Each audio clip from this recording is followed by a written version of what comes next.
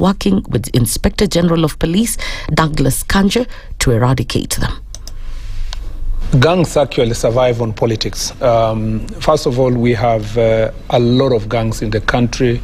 Some are goons who have not graduated to the level of gangs, but they are more resilient gangs like the Gaza, who have been around for more than 15 years, Mungiki.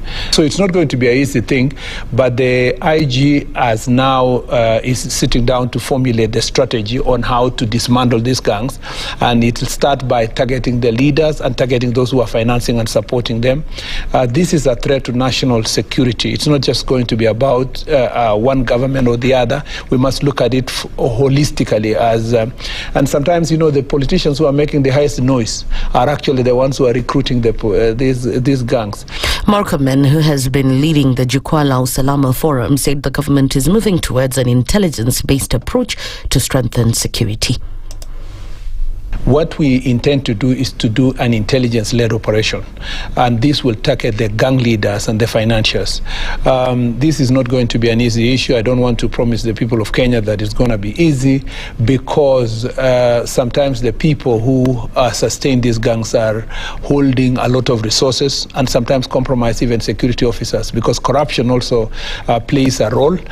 Some also hold very influential positions, members of parliament, governors. And President William Ruto and Prime Cabinet Secretary for Foreign and Diaspora Affairs Musalia Mudavadi will be among the top Eastern African leaders who will attend the historic signing of Rwanda Democratic Republic of Congo peace deal. The Rwanda and DRC peace deal seeks to bring harmony to the volatile and conflict-ridden Eastern DRC that has been in turmoil for the last decade. U.S. President Donald Trump will host the leaders of Rwanda and the Democratic Republic of Congo tomorrow morning at the United States Peace Institute.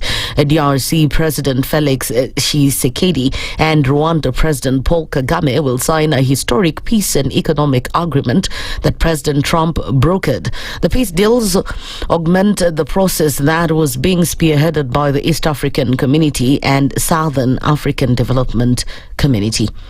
Tanzania's President Samia Suluhu Hassan has defended the government's response to protests during the October 29th general election, saying the use of force was necessary to maintain order amid unrest. Addressing an event in Dar es Salaam, Suluhu said the security measures corresponded to the situation at the time. She noted that similar incidents of unrest have occurred in neighboring countries, suggesting that lessons were drawn from those experiences in shaping Tanzania's response. Human rights organizations and opposition groups have reported that more than 1,000 people were killed during 3 days of post-election protests, although the government has not officially confirmed the figure. Fresh protests have been called for on December 9th. That's the News Wire. I'm Leah Ubaga.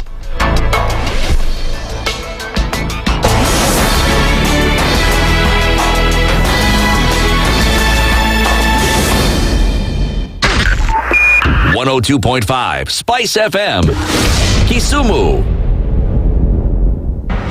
The following takes place from 6 a.m. to 10 a.m. every weekday on Spice FM. One of the things that are ailing our country is negative ethnicity. You find you as a state officer, instead of thinking as a Kenyan, you think like a tribal person. Let me tell you something. The biggest problem we have had in this country is a leadership deficit. There is nothing that you are going to do in the process of change if you are not a risk taker. So you really have to pursue your vision to a logical conclusion and even be ready to step on people's toes. When it comes to the economy, you can run away with it. They say statistics are like bikinis. They reveal a lot, but they conceal the vitals. And so government people would throw statistics at you and tell you they're revealing a lot of information to you, but it's really concealing the real vitals. We need to get out of that, because when we want to grow our democracy, one basic thing that really requires to be understood by the political class, by all of us, is institutions are critical. This is the Situation Room, the only way to start your day. The following takes place from 6 a.m. to 10 a.m. every weekday on SpiceFM. We look at the utterances of leaders who are aligned to broad-based, who are initially in ODM. We thought they stand for something. Now they've been exposed. Because we are a third world country, we are poor. And not because we don't have resources, but we have been robbed senseless. Look at the wasteful expenditure. Look at how large government lives. And we've said this is something that can be controlled. It happens in many other countries. Internally, we used to stand and tell you, boss, hii kitu ni mbaya. And you'd say, now he doesn't let me tell you. You saw the other parliamentary group meeting. People went there, sat, listened, looked at him. There was no plenary, left. The Situation Room, Kenya's biggest conversation. The following takes place from 6 a.m. to 10 a.m. every weekday on SpiceFM. You have land, Dennis. Yeah. Okay, your own land. You use your own money to build it, and then you sell it to yourself. But we don't want foreign troops on Kenyan soil. But surely it goes a little bit deeper. This is it. If you find the tree is withering, then you call the person who is managing that tree. Come around. Yeah, why? Tell me what is first of all, what's the problem? Yes, what is the problem there? How do we expect ourselves to move forward as a country? The Situation Room, Kenya's biggest conversation. The following takes place from 6 a.m. to 10 a.m. every weekday on SpiceFM. He is himself actually has admitted that he bribed members of parliament. So he admitted that he bribed members of parliament. Well, when he said the government, when he said that he gave the 10 million was for what? We're always quick to point faults in somebody else before you look at your own faults as a person. If it was Kanu's day, hii amuka naye leo ungekuwa umeenda mbali sana hii. So and we must celebrate you. There are 600 million people now globally estimated to be living with diabetes in the world. So it is a major health problem. It's the largest single disease rising pandemic that we're dealing with right now. The Situation Room, Kenya's biggest conversation. The following takes place from 6 a.m. to 10 a.m. every weekday on SpiceFM. Presidency is fairly interesting in the sense that it will actually take us to a new consciousness. Swali zile watu hawaulizi na swali muuliza na shangala ni aje kwani huku kunaendaje? 30 billion shillings annually on travel alone in public service. A Kenyan can even demonstrate every single day of his life that Ruto must go. That is the only message of his demonstration. That is his right. That bribe blinds the eyes of the wise and subverts the cause of those who are in the right. This is the Situation Room, the only way to start your day. The following takes place from 6 a.m. to 10 a.m. every weekday on SpiceFM. SRC's mandate is constitutional. It's not an advice. It's actually something you must do. Like now, you abandon, of course, the narrative of Wheelbarrow, Mutua Mjengo, Mama Mboga, and all those, that rosy narrative. Your expenditure is 3.3 trillion, and you're collecting only 2.5. Out of that 2.5, you're spending 1.8 trillion service loans and so forth. That the CDF kit, it's in itself a symptom of corruption. This is the Situation Room, the only way to start your day.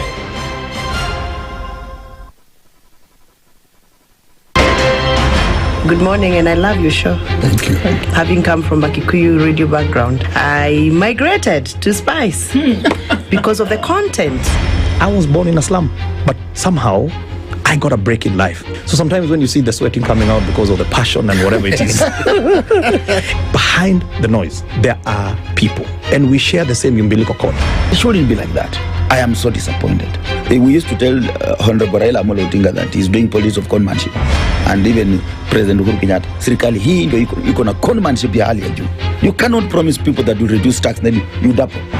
In politics, there is the issue of trust. For you to turn around and then stab the same people who gave you that trust, there is no other level of dishonesty. Imabo, utaona dunia tu. The Situation Room, Kenya's biggest conversation. Mature, intelligent talk every morning. spice up yourself. Mornings done right.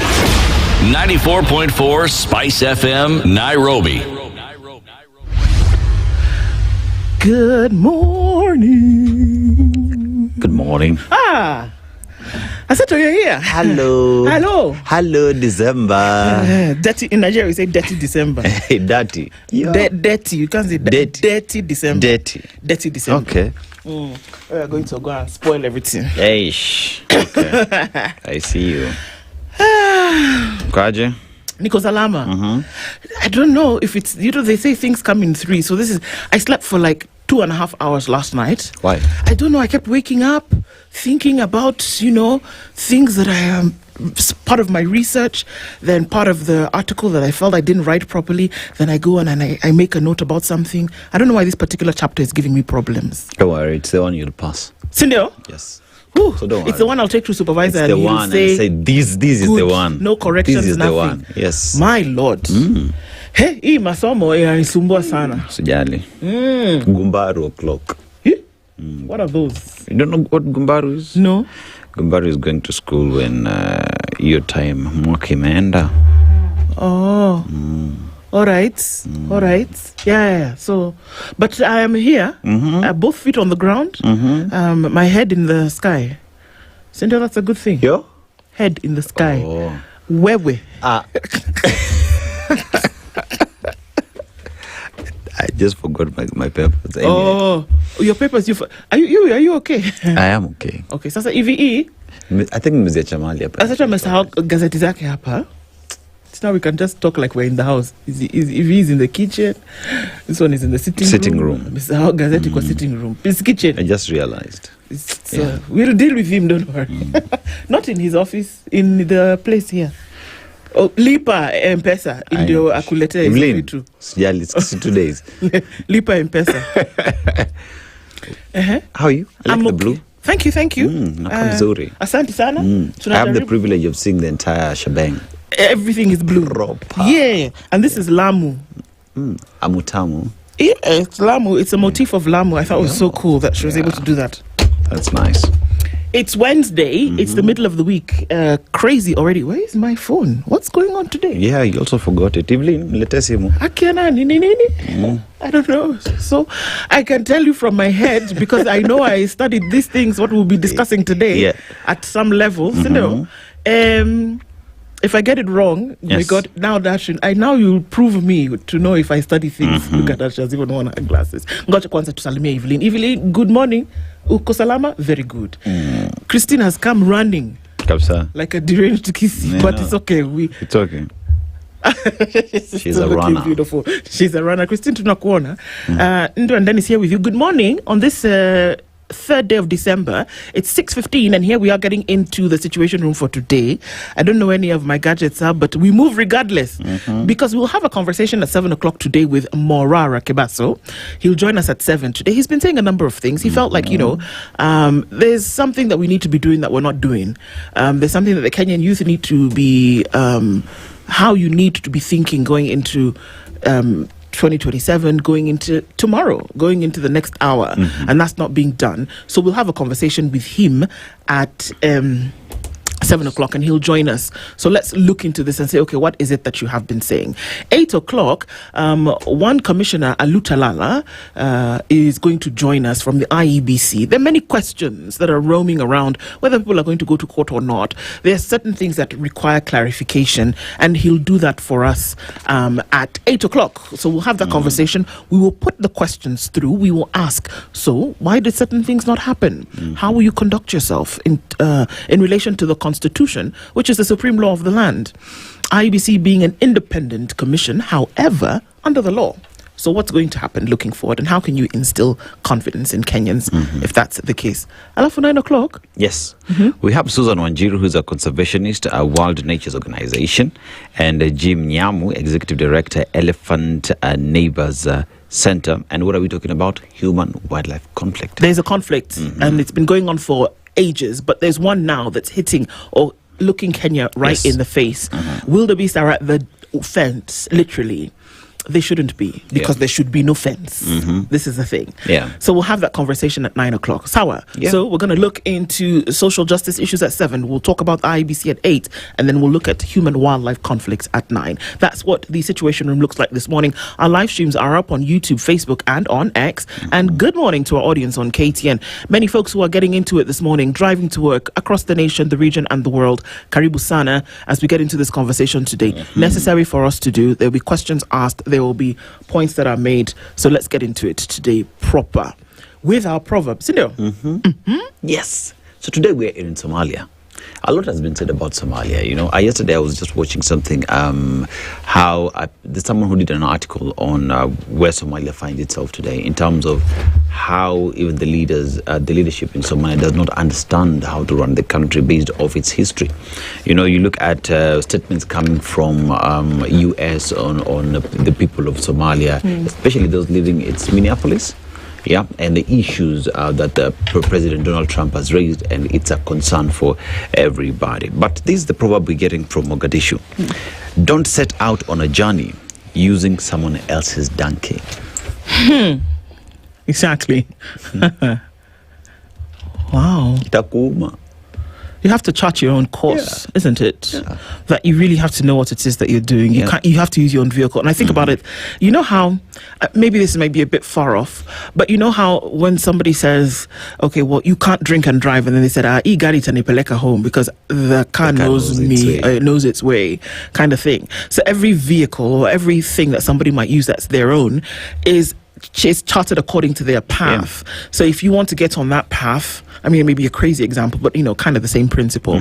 If you want to, you have to use your own vehicle. You have to do it for yourself. You must do the work. I mean, I just look at it in terms of life is a story, and each and every single person has their own story. So you have to write your own story. I could look at Ndu's story to inspire me, but at the end of the day, I have to put in the work for me to write my own story. Absolutely. I can't say that I will live my life based off your story. Your story could be a guideline, but I have to write my own. That's very true. You have to do your part. I mean, I just think about it like there are two excuse me. Thank you, Vivi. There are two journalists right now, I mean, on the global scale that I really, really admire. And I say I want to get to this point at some point. One is, of course, she's African, and another one, of course, from outside Africa. But I imagine that there's certain things they did to get where they are. And I can aspire to get there, but I must do the work. I must put it in. I must put in the hours. I must do it.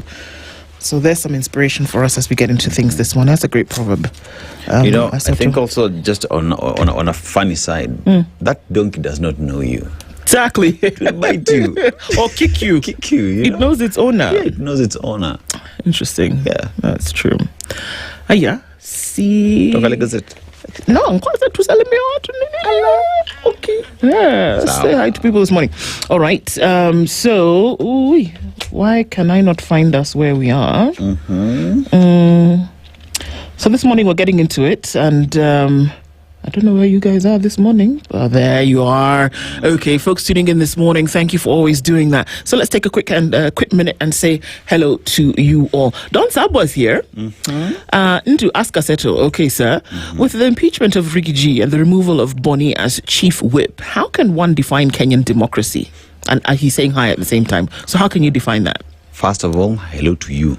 Second, we live at a time where if you speak and you challenge the system, you get kicked out. And because all you want is the choir master, you always sing by the tune.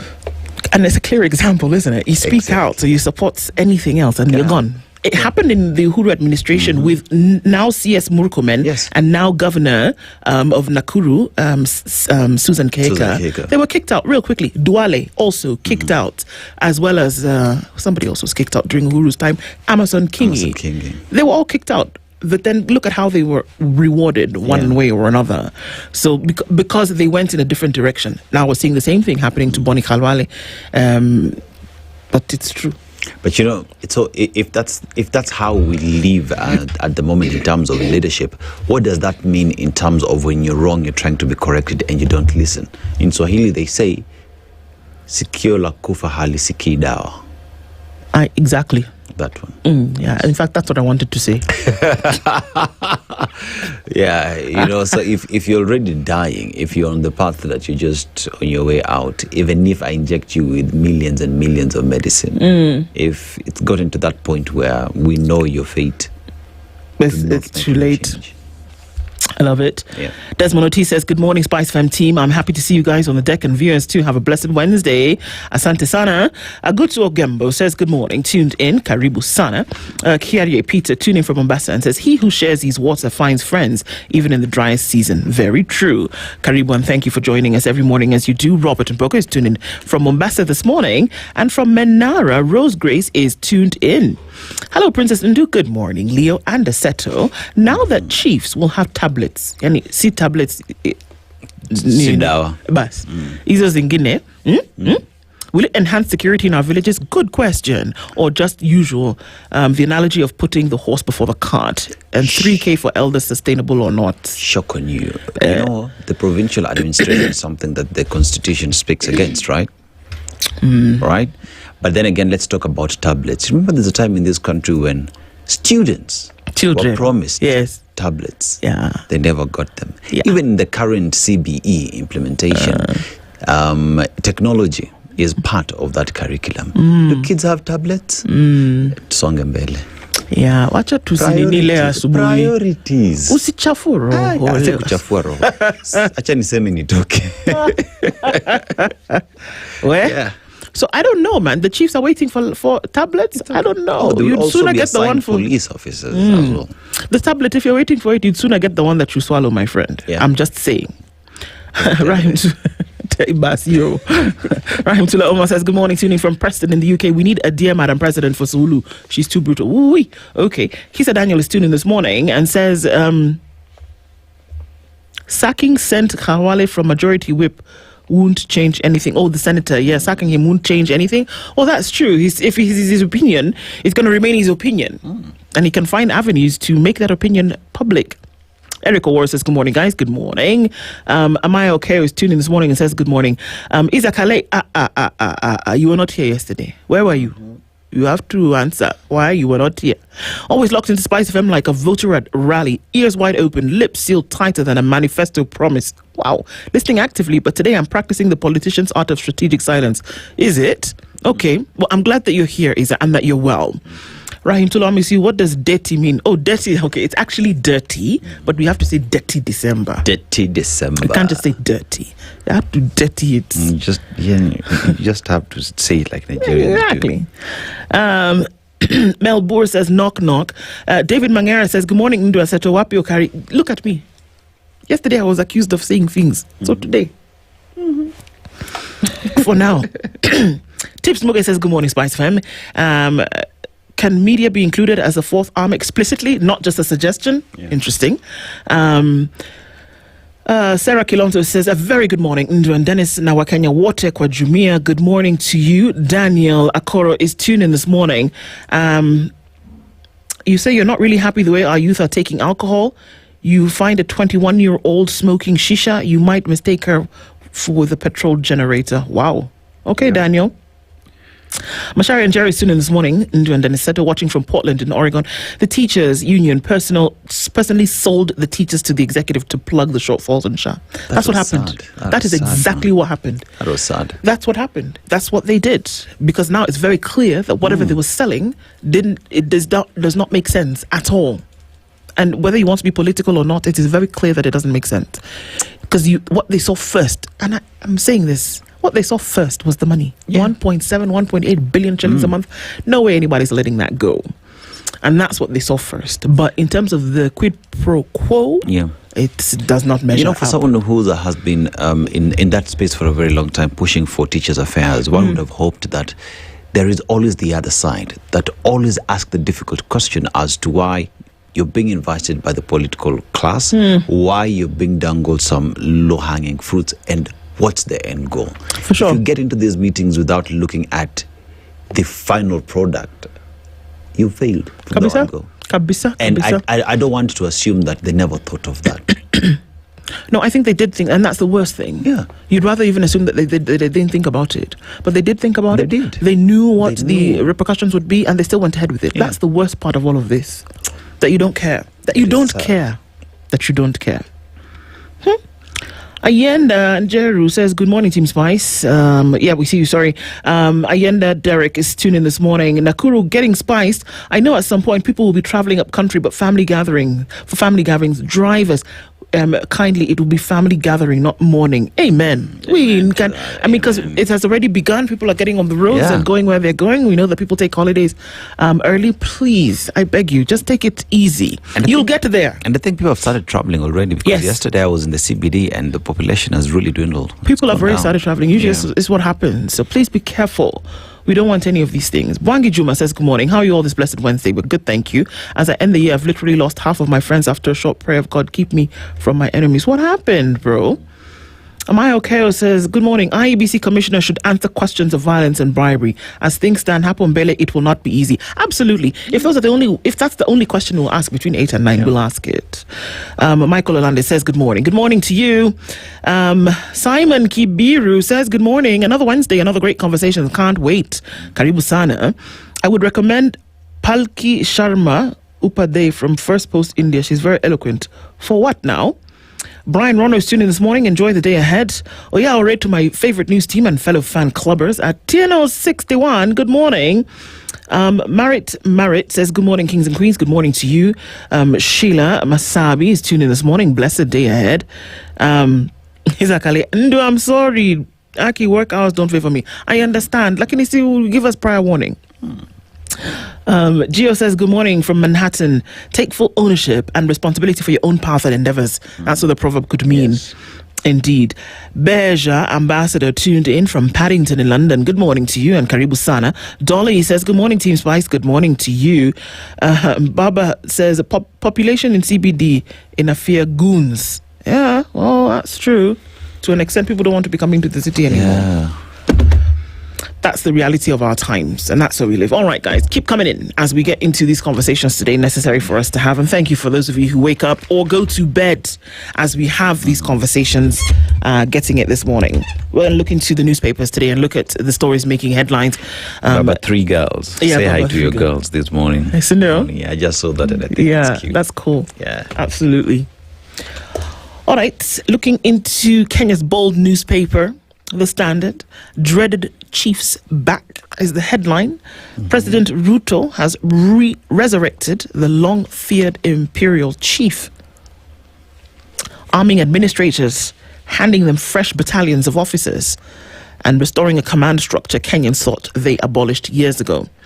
What State House hails as empowerment is being read on the ground as the return of village enforcers whose past brutality is etched in national memory. Suspicion is growing that the government is rebuilding a grassroots machine ahead of the 2027 general election. I mean, it's very difficult to see it differently. It's very hard that this is being done now and that you're not going to connect it with the upcoming elections in 2027. Especially when you know the individual making these moves lived at a time when chiefs were used for that exact purpose. Yeah, I mean, I looked at this picture yesterday and there's somebody who sent, in one of the groups and said, you know what, just seeing those hats resurrects a kind of trauma in the minds of people that you don't want to relive. So it was not a good time for folks who suffered on the hand of chiefs. I hope this is a different kind of thing, but let's see some of the things that we're talking about here. That when he had this meeting with the chiefs, expanded security powers, chiefs will work with the new Ngap police unit, tackle alcohol and drug abuse, support crime prevention, and help enforce national security measures at the grassroots. Strengthen administrative and communication role. They will coordinate government programs. Is there not a government program coordinator already? What used to be the PDU that was abolished, yes, and then there was another department that took it over. So now essentially what you're saying now is that you're going to also hand over that responsibility to chiefs. Okay, they'll coordinate government programs, they'll counter misinformation. Like when you say the economy is failing, the chiefs will say, no, it's not failing. Come to my office, I have a tablet. I'll show you on my tablet. You're all kinds of silly. There'll also be increased operational funds. I knew it had to come in there somewhere. Upgraded structure and support. Chiefs gain promotions now. They have more officers. There'll be new infrastructure, police stations, vehicles. That's GPS and Atoko, but okay. And improved deployment systems as part of a wider overhaul of the national administration. Okay. I have a question, and we can talk about it later, but, was it in the plan? Or is it something that somebody said, you know what we can do sometime in December, is that we can resurrect the... Was it in the plan? Because it has a budgetary connotation to it, and then you would have to ask then where do these funds come from to have this done? The 2010 Constitution came in with a new organizational structure on how governments would be led, right? And if you look at since 2013, to now, we have existed without these grandeur of chiefs and everything else. So one asks the question, what did you do between 2013 and now that we see the need of bringing back the chiefs? Has it been that bad? Do we have structures that would take care of this country in terms of security? What is the role of Inspector General in such talk? Exactly. Who do they answer to? Those are the questions, man. Okay, so remember that in 2026, going forward in January, you'll have your first cohort of grade 10s who will be in senior secondary school. They will go into high schools to join Form 2s, Form 3s, and Form 4s. Okay? Now, as that is happening, KICD is sounding an alarm on fake senior school materials flooding the market. This is the senior school that we're talking about now. Remember, we had said that... Look at Dennis. Remember that we had said that by this time, there would be... reading and teaching material available. They're saying now the stuff that's available in the market, some of it is fake, and KICD is saying, hey, they are fakes. Let me just leave that headline there. You have a grade 10? No. Okay. So I have a... No, I don't. Not yet. I have one that's passed, but yeah. Okay, you're but lucky. Ikoshida, I'm telling you. January 2026. I am not a doomsday seer, but I'm telling you that it's going to be a mess. We're in December, and they're already telling us that some of the materials are fake. So how would you know the fake one, and how would you not know? How would you know? When you walk into a bookshop, people are going to start doing their school shopping maybe next week, the week after that. Some have already started. So maybe you've bought the fake one. So question is, as we know that in January we have senior school, right? Yes. So as you speak right now, is KICD telling us that they have materials that parents can walk into a bookstore today and buy?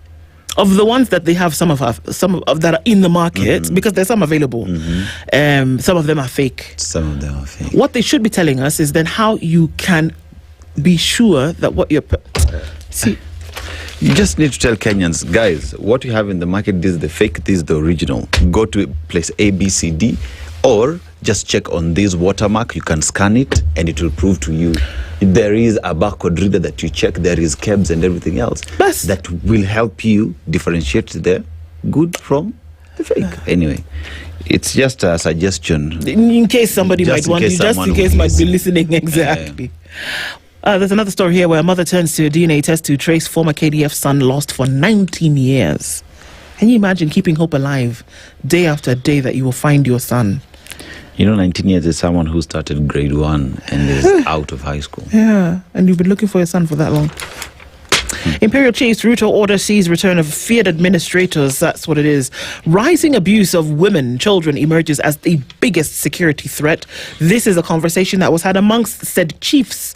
It's interesting because when we look at stories of GBV, remember that we're in the 16 days of activism against gender-based violence, is that a lot of the rapes and defilements that happen to girls and women are done by intimate partners or by family members. And a lot of these cases never make it to the justice system. Why?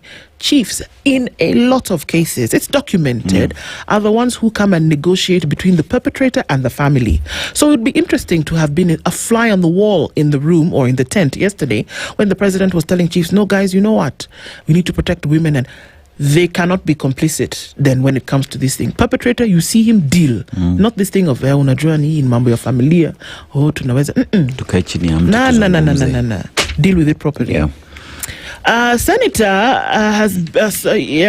governor has been impeached. You know who that is? Mm-hmm. It is the Nyamweya County governor has been impeached. His Senate hearings begin today. Impeachment script: will Senate bury or salvage Nyaribo's career? And so that takes place. You know, there's a member of parliament from Kimilili. Mm-hmm. His name is Didmus Barasa. Mm-hmm. He was in parliament yesterday and he was proposing part-time terms for TSC leaders. Don't leave people there forever, because they bring a lot of drama and we don't like it. Essentially, that's what he was saying. I mean, maybe I've watered it down a little bit, but he's proposing part-time terms for TSC leaders. Do you know we also need part-time terms? It's not even part-time terms, just give Kenyans power to recall. Just pass that clause. Then we'll see about these terms. Yeah, it's true. Trump's migration freeze may cut off billions in diaspora remittances. So you know that one of the highest earners, or rather contributors towards the Kenyan economy, is what is earnings from the diaspora that come into Kenya in the billions every year. Now, if you say people should not live in America anymore and they have to come home, that money goes. Title deed, not proof of ownership. If process is unlawful, a court has ruled. You can walk around with the paper, but the process in which you acquired that title deed, if it is not according to the law, then your land, Yeah, that's kind of like what we're looking into the headlines in the Bold newspaper this morning. You know, as we talk about if title deed is not a proof of ownership, one would also ask the question, and I think we'll pose that to the REBC commissioner. Yeah. If the process is not clear, does that mean that the person who's been elected is not an MP? Just asking. It's true. Because remember, you can use judiciary decisions to make a case. The Nation. Gangland hotspots. Violence and ruthless gangs are waging a reign of terror across the country, characterized by political violence, kidnappings and murders, according to an Interior Ministry report. It reveals Nairobi alone has over 130 criminal groupings deployed in bloody confrontations, like was the case in the recent mini polls. Now in Bungoma we have Jeshi Jinga with 42, and we have 42 brothers, M23, Kapenguria 6, Usiku Sako, Trans Nzoia we have Jeshi Jinga, 42 brothers, Muranga we have Mungiki, Machakos Mungiki and Gaza, and in Nairobi we have over 130 gangs, including Mungiki, with many other counties as well being highlighted here. And job shocker for 20,000 junior school teachers. Hopes by junior school intern teachers for employment on permanent and pensionable terms have been dashed after the Teachers Service Commission extended their contracts by another year. Wow. You remember this was a problem a while back, and they were promised that they would get employed, but now wameambiwa nini? Kula one more year. Kula one more year. Yep. In the meantime, we have monies for chiefs, but none for JSS teachers. Yes, and Kenya Gangland report reveals unholy union between criminals and politicians. Yeah, that also authorities have vowed to get rid of criminal groupings involved in political violence, coercion, land grabbing, extortion, and intimidation. That is an image of President William Ruto, Deputy President Kithure Kindiki. We have CS Interior Kipchumba Murkomen and the chiefs, and here we're talking about politicians and gangs. Can you imagine that we're putting those two in the same sentence? Same sentence. My gosh, okay. You know? Yeah. And religious leaders cautioned against facilitating early marriages. Murkomen targets underground courts aiding sex offenders. It will be important again, as we say, that chiefs would be now at the center in making sure that such cases do not happen. And the Interior Ministry to go after borders involved in smuggling, arson, and other crimes. It is a problem in the country. You know, when you see, the other day I was with someone in this, and they told me the moment they are driving and they see a border with 2 passengers or 3 people on a bike, his blood just starts boiling. Oh, you just assume that somebody yeah, okay. That's what is happening right now. Crazy. And Wash Paradise, graft fueling money laundering. Kenya has been flagged by global watchdog due to deficiencies in fighting the menace. Kenya is a wash country. Yeah, this is what we're being told, isn't it? And blow to interns as TSC extends contracts. That we've just seen that. And Gen Z hopefuls faced brutal truth of politics qua ground. Some used border borders or trekked during campaigns, walking into homes whose owners had gone to other rallies. So yes, Gen Zs are trying to get into the political space. They go door to door, but you get to that house and you find the owners have gone to another rally. Do you know why they've gone to that other rally? Because kuna kiru mfukoni. Kuna kiru. Yeah. Kiru mfukoni. But that notwithstanding, I mean, let's continue being hopeful that we see young people coming out and going for these offices. That shows that they want to be in these spaces where decisions are made. Sure. So we keep encouraging them. Absolutely. Right? Yes, for sure. Let's look into the Star on the front page of the Star. Rigathi blunders triggers unease among allies in the opposition camp. Okay, so it's assumed that there's some blunders that have taken place, so folks in the opposition are like, ooh, is that the way we want it to go? Public outbursts, perceived ethnic leaning and escalating rivalry with former Interior CS Matiang'i ignite tensions. So they're like, no, this doesn't look too good. By-election winners take office after bruising campaigns. We saw that they've taken office as of yesterday. And so those are some of the things we're looking at. Did you know that affordable housing beneficiaries share their plight in the slum?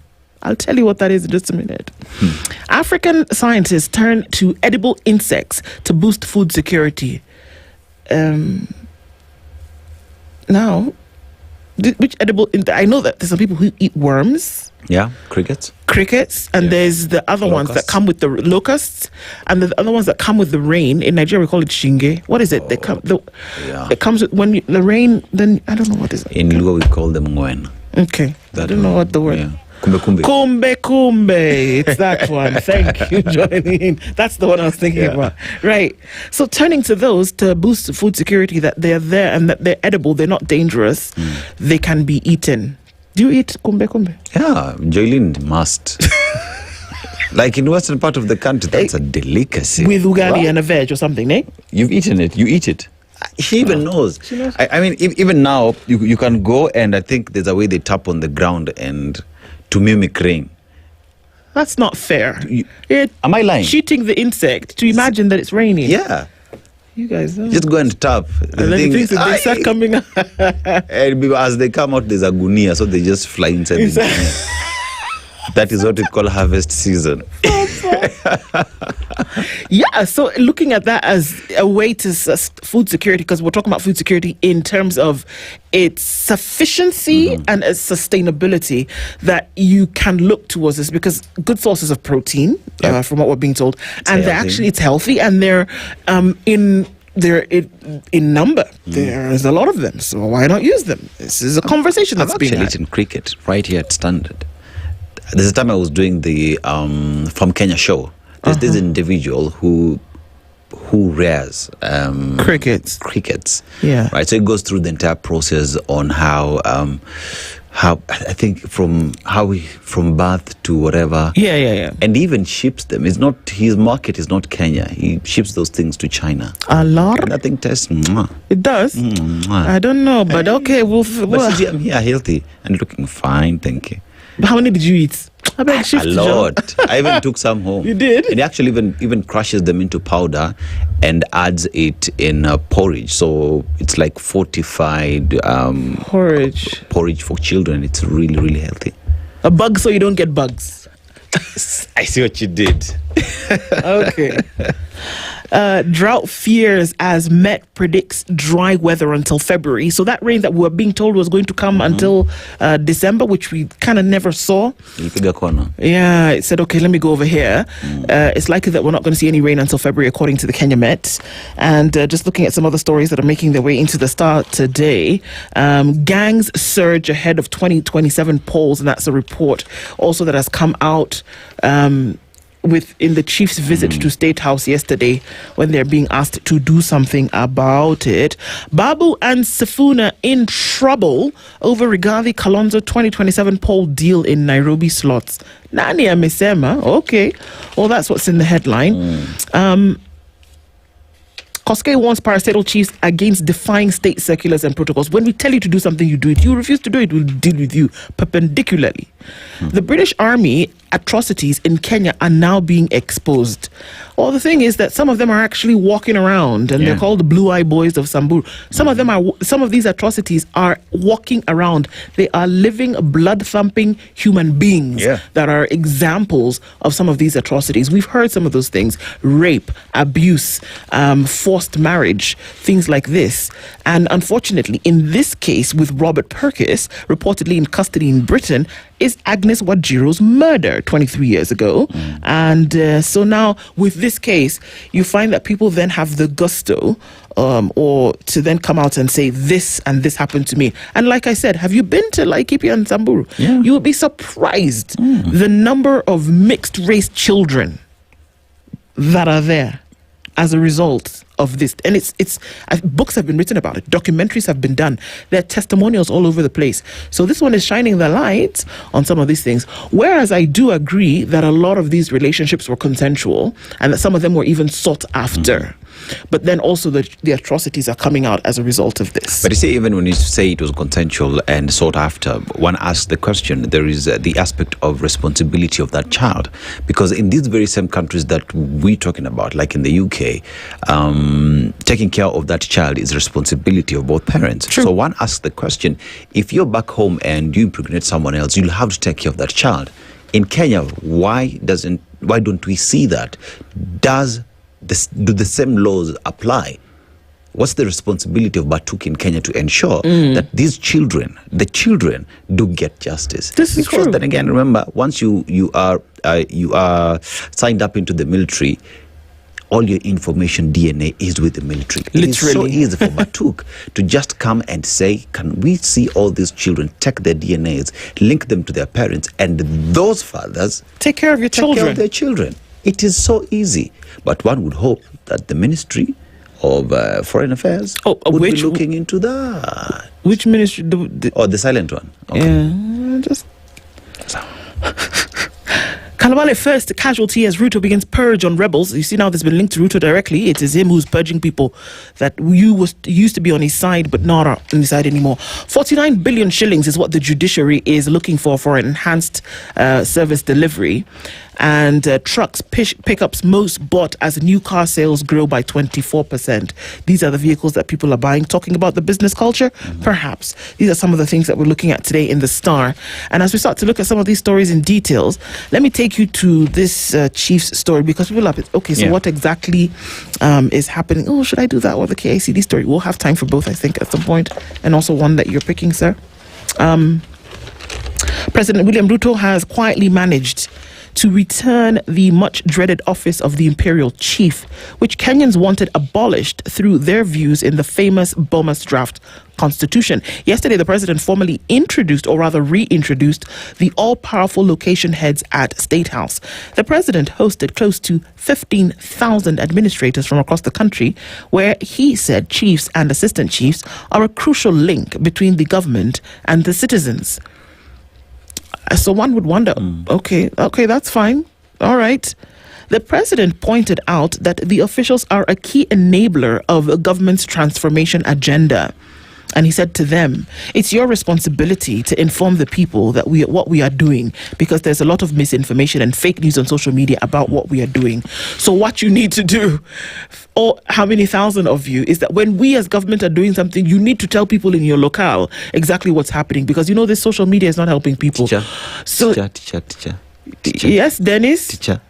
Yes, Dennis? Teacher, if you're building a road in my locale, will I not see it? No, I need you, the chief, to come and tell you that this is the government working. And show me on the tablet. Yeah, and I'll show you on the tablet, even though you can see the road in front of you, it's hitting you in the face.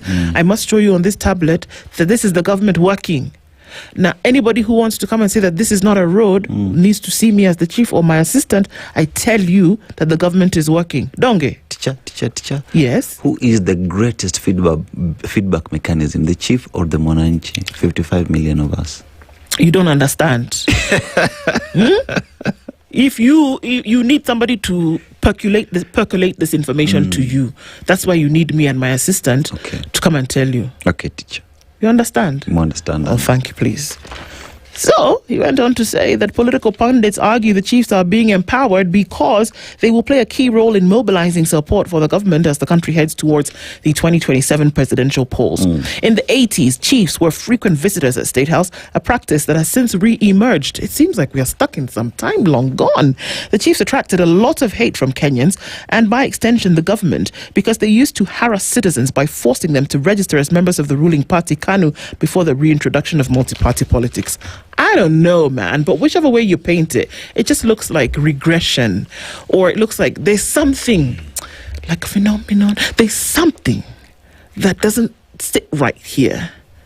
That what about these chiefs is going to bring about the results that you're looking for that wasn't done before? Or are you saying that people who are sitting in their particular jobs cannot do them? And this is not a place where you want to criticize everything that government does, but you want to ask the question that will you then be able to get enough bang for your buck? That will this be achieved? If that is truly what you want to achieve, will this do it?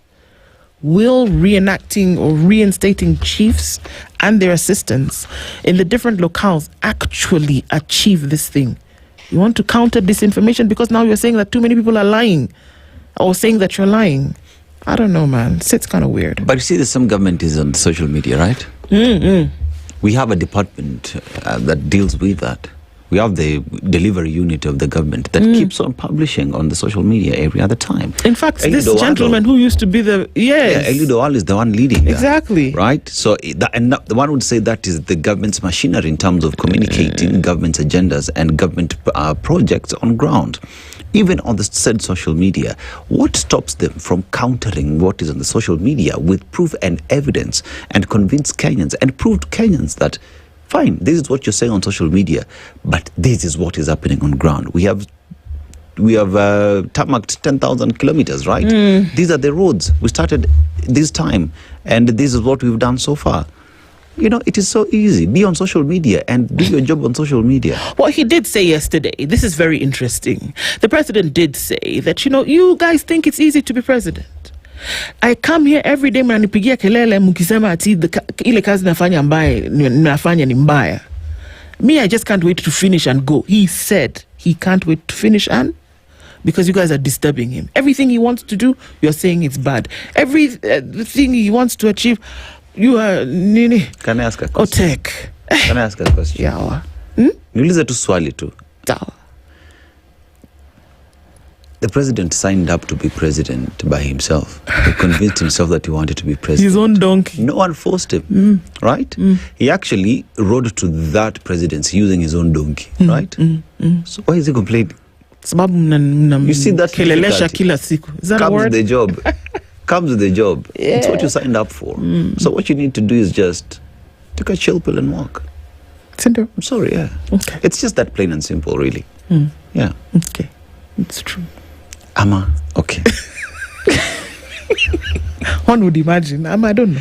Yeah. Hey, Jamani. You want to be a doctor? You have to go for 7 years for you to be a doctor. Sindio? Yeah. Ah. And you sign up for it. If you want to be a doctor, they didn't force you, Jamani. So if you want to say, Bana, maybe I don't want to deal with the blood, you signed up to touch blood. Where do you think you are going? The beach? Exactly. No. Yeah, you want to be a weightlifter. You have to lift weight. And it's heavy. The weightlifter doesn't know they're actually going to lift weight. Hey. Yeah. My goodness. So he had a bit of a tender moment yesterday. So those are the thoughts. Ukona story. Hey, anyway. I know you want to go on a little longer. So let's talk about teachers. All right. So they've been told your contracts, you'll not get them permanent pensionable now. We'll extend it for 1 year. But what are teachers saying? JSS intern tutors to down tools in January over contract extension. Are you surprised? Nope. Yes. Junior secondary school intern teachers have declared that they will not renew their internship contracts in January. Their current contracts will expire by the end of this month.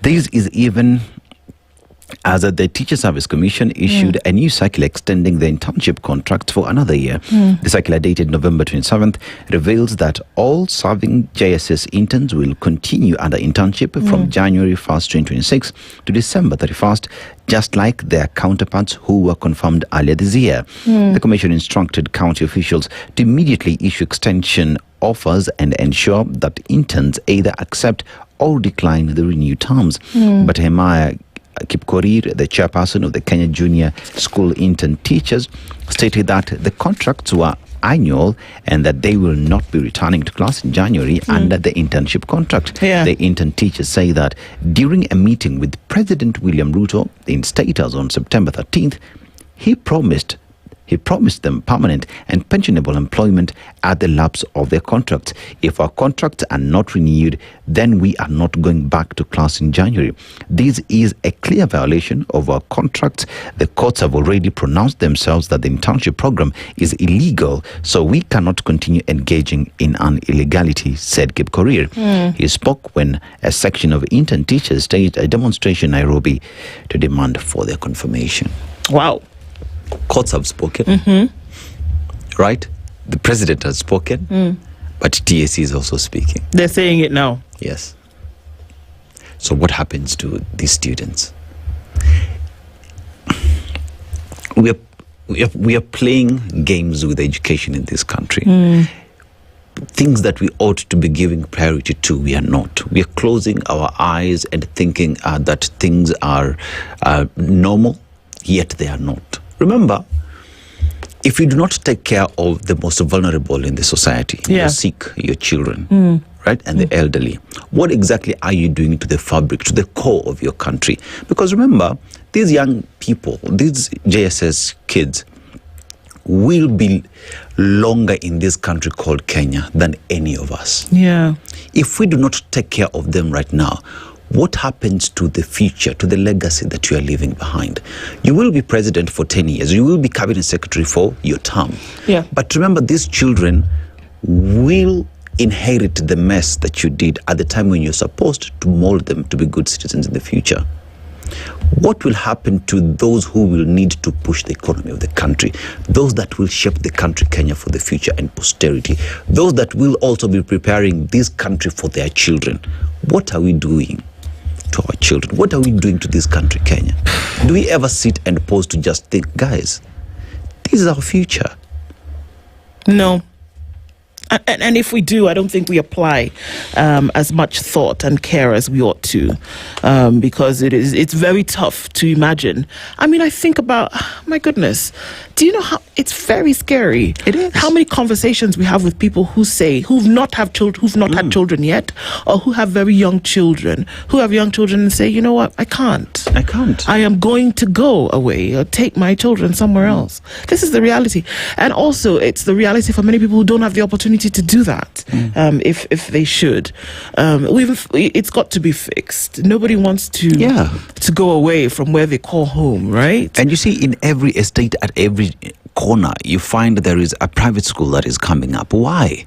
Because there is a market for that. Because parents of Kenya believe that, and have been shown that there is no proper education for your child in public schools. Yet we know majority of children in this country go to public schools. You know, so if you're not fixing our public education, we're not sorting out our teachers, we're not ensuring that education materials are proper in school and that parents can get into a bookstore and buy the right thing. What you start from books in Ishida, you come, it's ghost schools. You go, it's JSS teachers.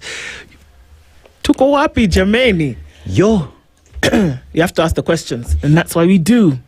So let's get frustrated, but let's not keep quiet, for sure. These are some of the things, and it's that we've had this conversation for a year, 2 years, 3 years, 4 years. We're still having the same conversation.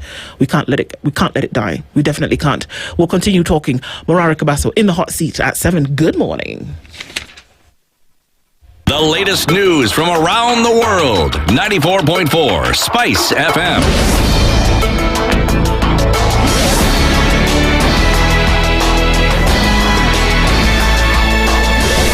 Good morning. This is the News Wire. I'm Lau Ubaga. New revelations have continued to emerge at the Mombasa High Court in the murder case against controversial preacher Paul Mackenzie and 30 co-accused, with the Office of the DPP releasing 88 autopsy reports confirming how the victims died from the extremist teachings. One of the witnesses, 60-year-old Titus Gandhi, revealed how he lost 4 family members in Shakahola due to Mackenzie's teachings. He told the court that he began to notice strange behavior in 2019. Then his wife, Esther Mbila, refused to let when his wife Esther Mbila refused to let their children receive any form of education. According to Gandhi, his wife also warned his neighbors against working for government agencies or obtaining any government-issued documents such as birth certificates, identity cards, or academic certificates. Gandhi revealed that he had buried his wife, 2 children, including a GSU officer, 1 grandson, and his son-in-law. In addition, a second witness, Robert Kithi, told the court how he fled Shakahola in 2023 after Mackenzie instructed them to begin fasting in preparation for going to heaven to meet God. Kithi noted that Mackenzie's followers were told that their ascension to heaven would occur 3 years after 2021, with many members of the Good News International Church moving to Shakahola Forest to await to ascend to heaven. A third witness, DCI Paul Oguta, gave 88 post-mortem results from his investigation. The prosecution continues to gather evidence in its case against Mackenzie and his co-accused, who are facing charges related to the deaths of over 191 people in Shakahola Forest. Opposition leaders have maintained that the November 27th by-election in Bere North and Malava were marred by fraud and that their candidates won the election despite being denied victory. Led by People's Liberation Party leader Martha Karua and Wiper Party leader Kalonzo Musyoka, the leaders have said the results of the Mbere and Malava elections were rigged. Speaking in Nairobi, the leaders have now urged Kenyans to focus on the 2027 general elections, alleging that the government is plotting to disrupt them. Our country is at crossroads, and it is up to us to weigh where we may have gone wrong and where we need to correct. Bere and Malava and all this by-elections, something was terribly wrong. I want to, in my own view, say DP did not lose in Bere North. And DAPK Kenya leader, that is Eugene Wamala, on his part, said democratic reforms through multi-party politics should be respected. He has taught us that we can remain and have fidelity in multi-party democracy, fidelity to our parties. And this is what we must fight for, to defend our multi-party democracy at the hour of great peril. And President William Ruto has dismissed claims that he's seeking to extend his term in office, insisting that those spreading such rumors do not understand the gravity and responsibility of leading this nation. Speaking at State House, Nairobi, President Ruto has insisted that once his term is up, he'll hand over power to whoever succeeds him. The president's remarks are at odds with some of his inner circle who have been supporting an extension of his term in office. Watu wengine wako na tabia mbaya. Wakaenda wakasema huyu mtu amesema atakuwa rais miaka 20. Kwani watu wanafikiri hii kazi ya rais ni kazi rahisi ya kupigiwa kelele kila siku? Mimi nangojea siku mimi nitatoka hapa niende. Mwingine achukue asonge. Ama namna gani? I want to make my contribution. Mungu akinipatia nafasi mimi nitafanya bidii. Kwa ile Mungu atanipatia nafasi. I have no interest. That's the News Wire. I'm Leah Ubaga.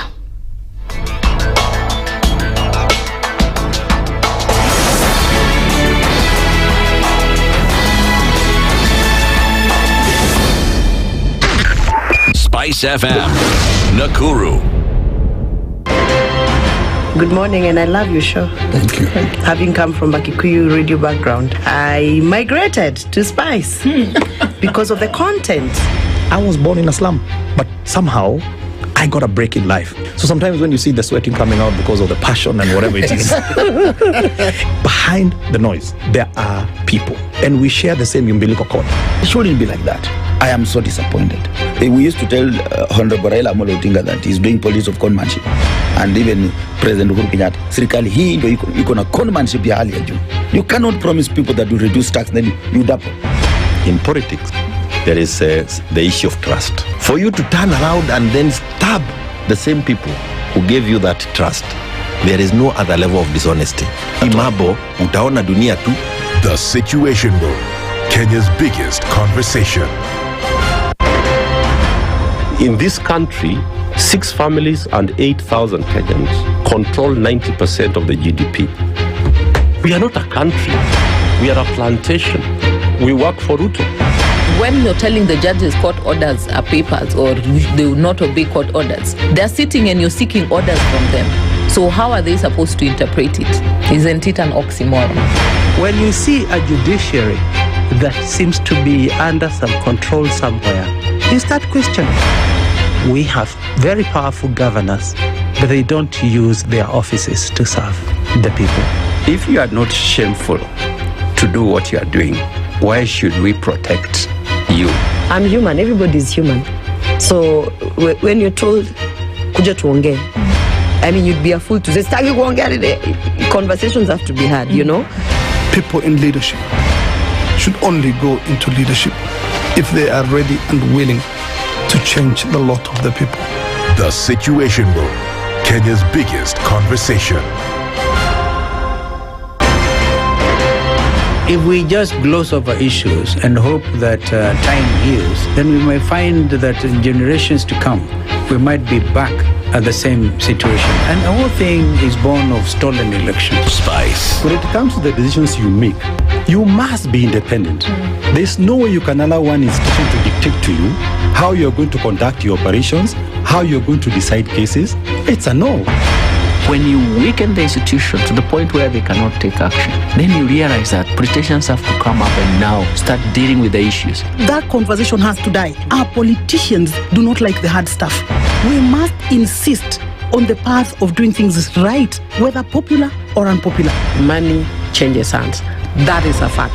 If you have political goodwill at the highest top, like in Rwanda, then corruption will be an issue of the past. If you don't have political goodwill at the top, we will pass laws, we will amend laws, we will continue passing laws and re-amending laws, and nothing will happen. This is the Situation Room, the only way to start your day. Mature, intelligent talk every morning. Spice up yourself.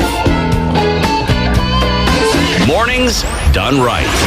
94.4 Spice FM, Nairobi. It's 9 minutes after 7 o'clock, and we get into the second hour of Kenya's biggest conversation on this Wednesday, where Dennis is telling us that for 19 shillings and or 45 shillings, we can talk. So 19 shillings for 1 hour, 45 shillings for 3 hours. And when you talk about 1 hour or 3 hours, it's unlimited bundles that you get to use, unlimited data. Where do you get this from? Airtel. Airtel is telling you that there is many situations when you're streaming, you are attending your class, you're enjoying your movie, you're watching football, and all of a sudden, internet does that thing, it just disappears. So they're here to sort you out through the Airtel Happy Hour Unlimited Fun Bundles, where through dialing *544# or going to your My Airtel app, you are able to buy this bundle. Or if you're not on Airtel, you can go to your nearest kiosk, nearest supplier, buy the Airtel SIM card, and you're able to sort yourself out.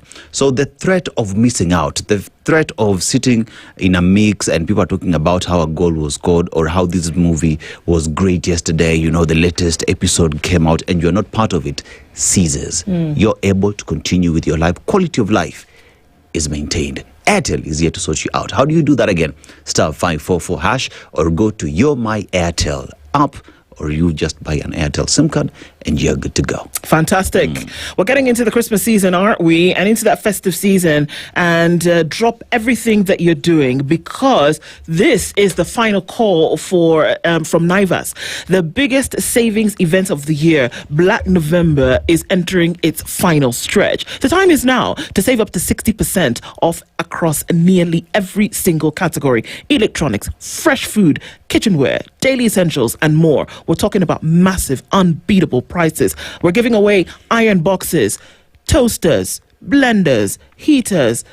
All of this is happening weekly, and there's some big guns out for it. 45 motorcycles, 6 vehicles, and those are brand new ones, plus TVs, fridges, cookers, and much more. It's simple. Register for your loyalty card, do your shopping, and if you win, the winning message will be printed on your receipt the moment you pay. This festive season, take advantage of Lipa Pole Pole for the convenient buy now, pay later option. And you can also use the Faraja on M-Pesa for zero interest installments. So shop more, pay less. That's the Naivas way. Now, before I go, here's the big one. The icon is returning. Get ready, Kenya, because the one, the only, the Naivas Kikwetu legendary Mbuzi is coming soon. Keep it locked on SpiceFM, The Drive with CEO, and we'll get you more details. Shop smart and stay tuned with Naivas, because Naivas saves you money. Go to one today. He's here. He's in the hot seat this morning, and we'll be having a number of conversations around, actually one conversation with a number of details. Morara Kebaso is here this morning with us. Good morning. Good morning. How are you? Very well. Very well too. Yeah? Yes. You're good? I'm very well. Thank you for coming. Thank you. For being here this morning. A lot to go into. Yes. But Dennis is going to welcome us first with the proverb, and we'd love to hear your interpretation. So now we're doing things differently because it's that time of the year. It's December, so we go to different countries. Today we are in Somalia, and in Mogadishu there is a saying that says, "Don't set out on a journey using someone else's donkey." Yes. Don't set out on a journey with somebody else's donkey. You need to have your own donkey, because probably the owner of the donkey might ask for his donkey back when you're just starting the journey, or the owner of the donkey may say the donkey is too tired, or the owner of the donkey may have his own journey which is not aligned to your journey. And I want this message to go to all the young people in the Republic of Kenya. You cannot change the system from those or from the systems that created that failure. For example, we have political parties in the Republic of Kenya. Those political parties are aligned along to tribes. They are political parties for different tribes and different regions. So if you want to solve tribalism, you cannot solve tribalism by still getting into those political parties that are along tribal lines. Neither can you get into those political parties and solve corruption, for instance, because those political parties have enabled corruption for a long time. So you are not going to get in there and change a system that is established and financed by corruption. We may need our own vehicle through which we can bring the change that we want. And the same message should also go to Dr. Fred Matiang'i, that you cannot change anything by going to Jubilee. Jubilee is part of the problem that we are dealing with. It's part of the odious debt. It's part of the corruption that started all the way from 2013. So if you take us back to the old vehicle that led us the wrong way, hata ipakwe rangi haiwezi kubadilika. Just like taking us to Kanu and expecting us to trust it. Okay, well, that's interesting, because that we've looked at interpretation of a proverb that can then be applied to daily life and what we're seeing in the country at the moment. Let's take a couple of steps back, Morara, that when you were going around the country looking at ways in which Kenyans' money had been spent and that those projects were not completed, people were very switched on to like, okay, this is actually happening, what's going on. Why did that stop? Well, first we need to acknowledge that there is very huge cyber warfare in Kenya, where state operatives target any critics of the government through sponsored hate on social media. And before we become activists or people trying to effect political change, we are people who come from families, we have businesses, we have reputations to protect and children to protect and our own safety. And when the state overwhelms you with social media hate through being targeted by these bloggers, probably you need to take a step back because you can't outcompete them. Okay. They are using state resources to have thousands of youth hired as bloggers who register several accounts, and therefore if a lie is told on social media, or if they defame you, or if they go after your reputation, it can be overwhelming, even to you and even to your family. And at some moment, you have to take a breather, take a step back, look at the bigger picture, understand what you're doing and why you're doing it, how achievable it is in the short term and in the long term. And that is what I needed, a much needed break to also look at myself as a person.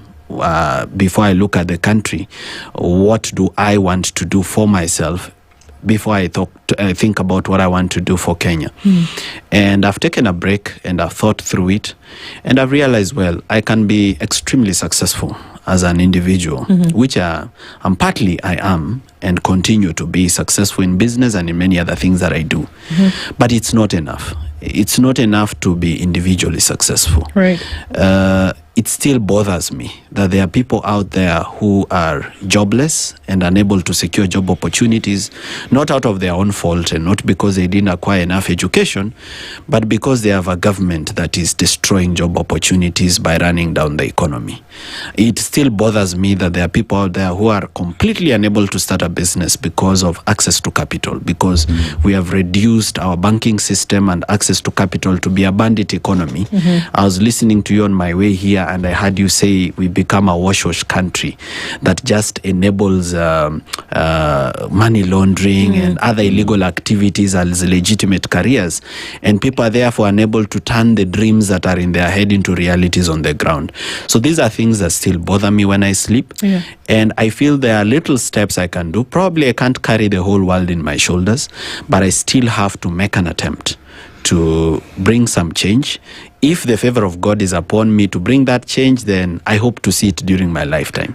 But if it is not, I believe I'll be part of the voices that will go into that change if it comes someday into the future. Morara, you see, when we talk about what you did, and one thing that we have to do as a people is let's celebrate people when they're still alive, you know? We give you your flowers for highlighting where the country is, how public funds have been spent. And with that, many would say, thank you for bringing that up. But even while at that, it was not easy. You used your own resources. And we see the attacks that came through. What did that do to one Morara Kebaso when government machinery was directed to you for saying that which must be said? It's been very heavy. It's not just government machinery. It's also opposition machinery.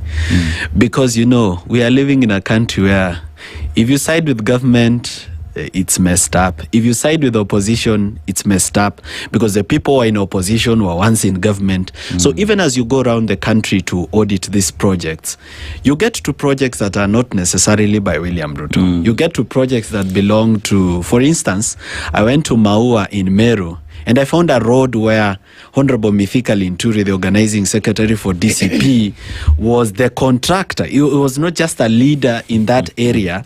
He was actually the contractor through a company called Articon Limited, where him and his then wife, Marianne Keitani, who is now an MP, were the directors of the company, and they were given 1.2 billion shillings to do a road from Maua through Adhiru to Meru National Park, and that road was never done. And the residents kept explaining to me how many pregnant mothers have died on the road while being rushed to hospital. You know, people try to deliver at home and they get complications, and when they're being rushed to hospital, the road is so bad that you cannot get to hospital by whatever means, and these people have, you know, nothing else to do but just watch people die. You travel around the country and you find projects by these same people in the opposition. So the machinery that came after me is not just government machinery, it's government and opposition machinery. And that is very heavy for one young man without the level of resources and without the tribal backing that some of these leaders enjoy. You know, apart from these leaders having political power, they also enjoy a very strong tribal backing, in the sense that if you try to talk to people on the ground about a leader they are very passionate about, the likelihood that they'll burn your car or destroy your property is very high. You cannot, for example, go to Njeri and tell people that, look here are the facts, here is the Auditor General's report, here is the EACC report. The Honorable Rigathi Gachagua registered a company called Machine Center Limited, and it received 438 million in a contract for the Sagana River Restoration Project, which was worth 1.2 billion, and that is why you don't have water in your farms at Kiawara in Kieni East. You can't say that on the ground. So it was very heavy on me emotionally and physically. I became unsafe, because you move around the country and you don't know who is a friend and who is an enemy. You do business around the country, you don't know who is a friend, who is an enemy. You don't know who is angered by the sentiments you're making or by the revelations that you're making. Because most people are only happy when you say that Honorable William Ruto, the president, is corrupt. But corruption did not begin in 2022. It is something that we have to go way back and start understanding at what point did we get lost. So it was, it almost led me into depression. But I've had a meeting with myself and with my family, and I've spent time doing my own personal things, traveling around, eating good food, doing exercise, and just breathing fresh air. And I've thought through it. And I've realized, by the way, probably I had too high expectations.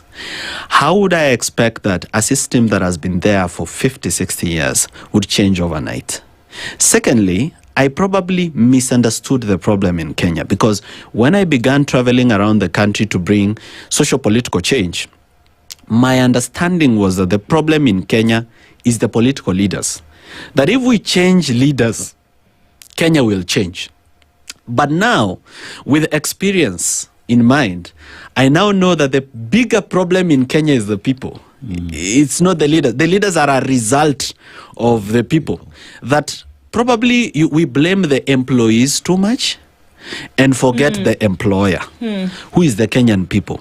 And this money that is being lost in projects, it doesn't belong to the government, and it doesn't belong to Morara Kebaso. It belongs to the people of the Republic of Kenya. So the question is, why are the people unbothered with their money getting lost? I looked at the by-elections in Mbeere North and I was shocked. I was surprised beyond words. Here is a gentleman called Leon, who used to be called Leonard Muriuki Njeru. He goes and changes his name to Leo Wamudhende Njeru. He did? Because he's being pursued by the EACC, and in June 2025, EACC has written to the DPP to have this guy prosecuted for a tender for supply of oxygen at the biggest hospital in Kenya, Kenyatta National Hospital, worth 700 million shillings. And the people of Mbeere North did not see that as something that should either help them make up their mind on who their member of parliament should be. So if today I meet a person from Mbeere North saying money has been lost from CDF, I look at them with bewildered eyes. I'll be shocked, because here is a person who the EACC has already written to the DPP that we have enough evidence for this person to be charged. They've even changed their name to avoid accountability. This person, the EACC has even written to IEBC not to clear this person. So I start wondering, oh, okay, so how did the guy get cleared to run for member of parliament? And you can't say that he rigged all the votes that he got. No. Rigging happens in Kenya. We can't deny it. But he didn't rig from zero. There is actually somebody who believed in him, lined up and voted for the guy. So that Kenyan who lined up to vote for the guy, whose relative got sick and was taken to Kenyatta National Hospital and died because of lack of oxygen, but still lined up to vote for the guy, we need to begin asking ourselves, what's wrong with that guy? Do we have enough mental hospitals for Kenyans?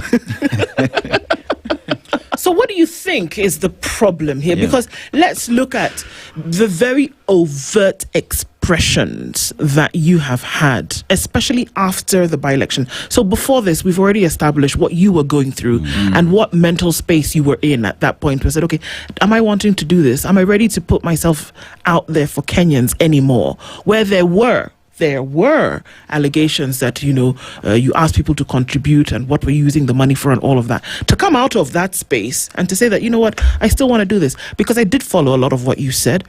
And at some point you said, okay, I'm not going to do this anymore. If you think that I have swindled you in any way, I'm going to give it back.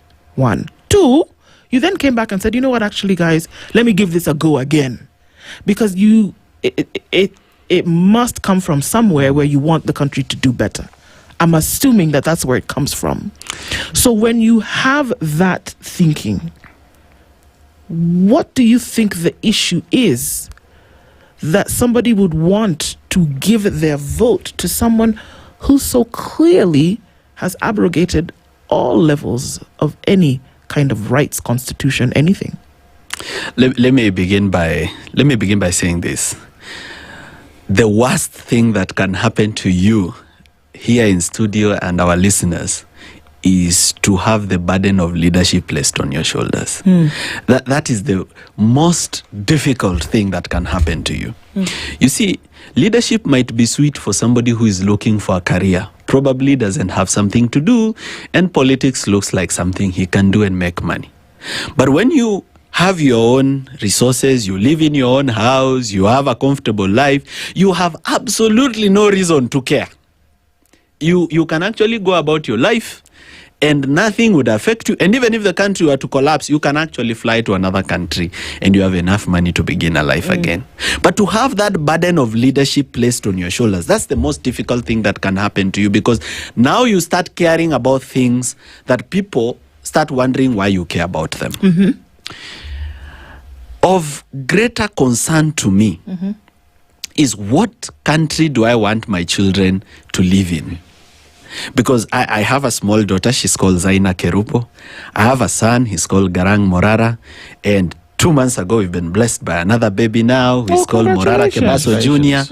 So, unaona naendelea kazi. No, well done. Ya kuleta wananchi wengine, new voters. I'm bringing new people into this country. But what country do I want them to live in? Do I want to fly them away so that they go live in another country? Or do I want to build a country here for them? And not just for them, but even for the people I went to school with. You know, every week you get over 1,000 inboxes of somebody either asking for help because of a sick patient, asking for money because they are stuck somewhere, or just asking for a job, even if they even don't qualify for the job. They just need anything to do. Now, I could be okay individually, but if the rest of my peers are not doing okay, then it serves me no purpose. Hakuna haja ya kukua na a 6-bedroom mansion in the middle of a slum. Because you see, when the poor have nothing to eat, they'll eat the rich. Yeah. And having looked at it from that direction, then I go back and ask myself, so what is the problem with Kenyans? Why would a Kenyan, read the newspaper, listen to the radio, hear that Anne Waiguru is facing corruption allegations, and still go to the ballot and vote for Anne Waiguru as the governor to manage the resources of the county, not once, but twice? What would make a person in Nyeri Masaba constituency read on the news, read the newspaper that EACC is pursuing Dr. Manduku for 6 billion shillings at Kenya Ports Authority, but still go to the ballot and choose him as a member of parliament to manage the Constituency Development Fund? What is this that makes a person at Kakamega, who is, maybe doesn't even have a job, doesn't have a way of eating their next meal, go to the ballot to vote for Fernandez Barasa when they've seen on the news that he is being pursued by the Ketraco for money lost while he is the MD? So it bothers me. I keep wondering what then is wrong with Kenyans. And I came to discover we have 3 problems. One is tribalism. Still an issue? It is the biggest issue. Tribalism is a bigger issue than corruption. Because corruption cannot survive if tribalism dies. So the first problem is tribalism. And tribalism enabled by tribal political parties. That you'd register DCP for the people of Mount Kenya. That you'd register Wiper for Ukambani. That you would register DAPK for Luya land. That you would do UDA for maybe Rift Valley and some other place. That you would do PAA by Amason Kingi for the coastal people. Tribalism enabled by tribal political parties. And what tribalism does is it makes a Kenyan vote for somebody who is not worth leadership merely because he comes from our home. Huyu ni wetu. And you see, when wanaweza kukula kumalize, the EACC report on Leo wa Muthende mentions the PS for health then, Susan Mochache, who is my neighbor and we come from the same region in Kisii, as somebody who did not act professionally when allocating this tender. If my relative, who is also from Kisii, goes to Kenyatta National Hospital and dies out of lack of oxygen for that purpose, then we will. Why are we not open to say that the person who created this mess comes from here? Anatoka hapa kwetu. When Kieni is a very dry area, part of it, and farmers need water for irrigation. And Sagana River Restoration Project was for that purpose, to deliver water so that you can plant crops zikue mukule chakula.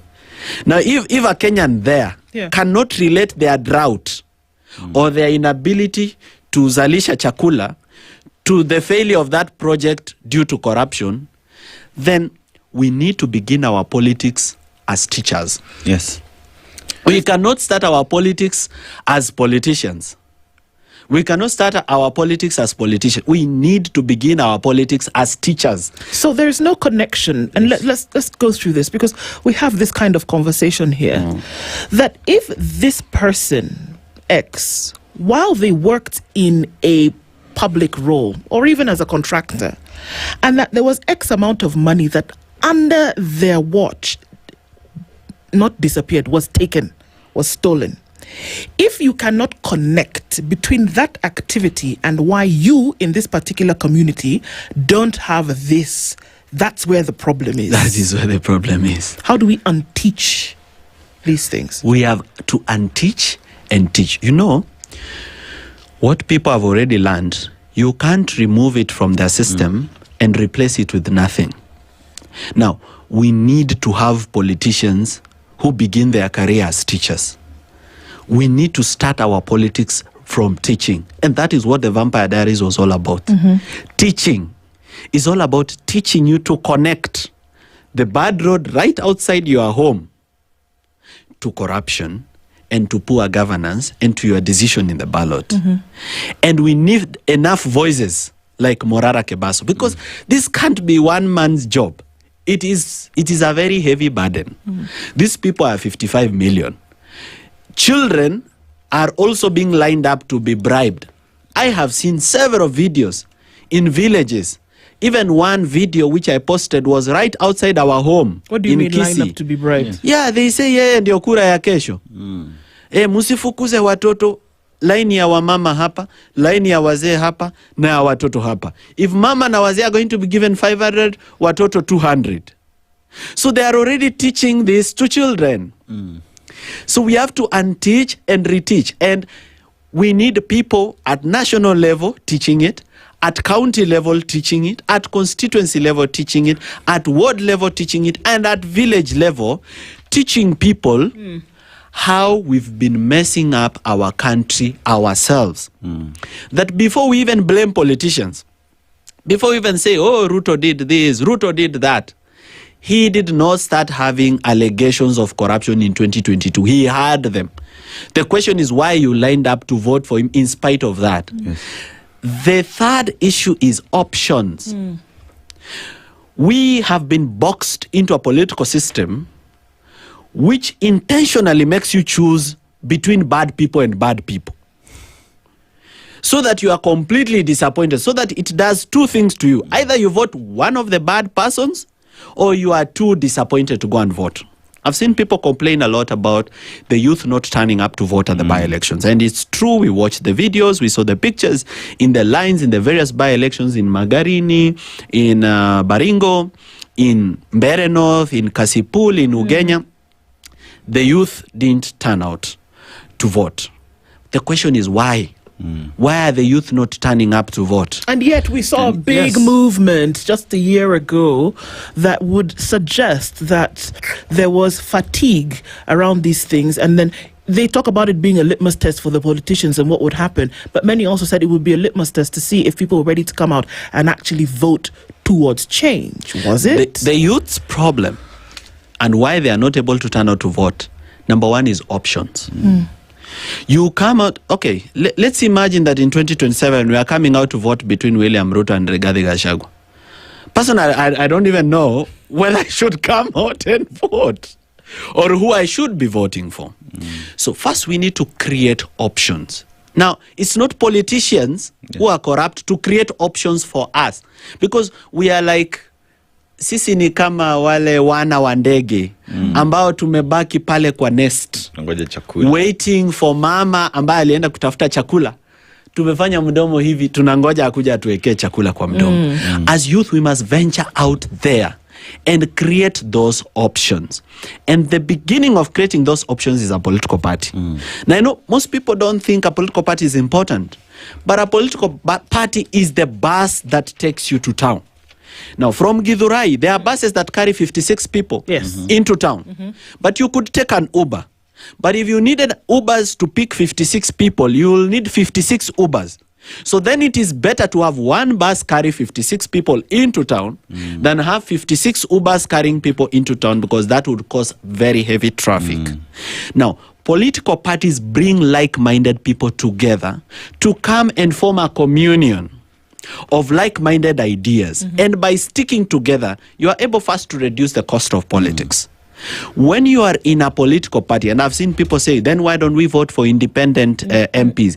Independent MPs become like low-hanging fruits for the president to buy. But when you are a political party, you have a political party constitution. It's possible to discipline an errant member.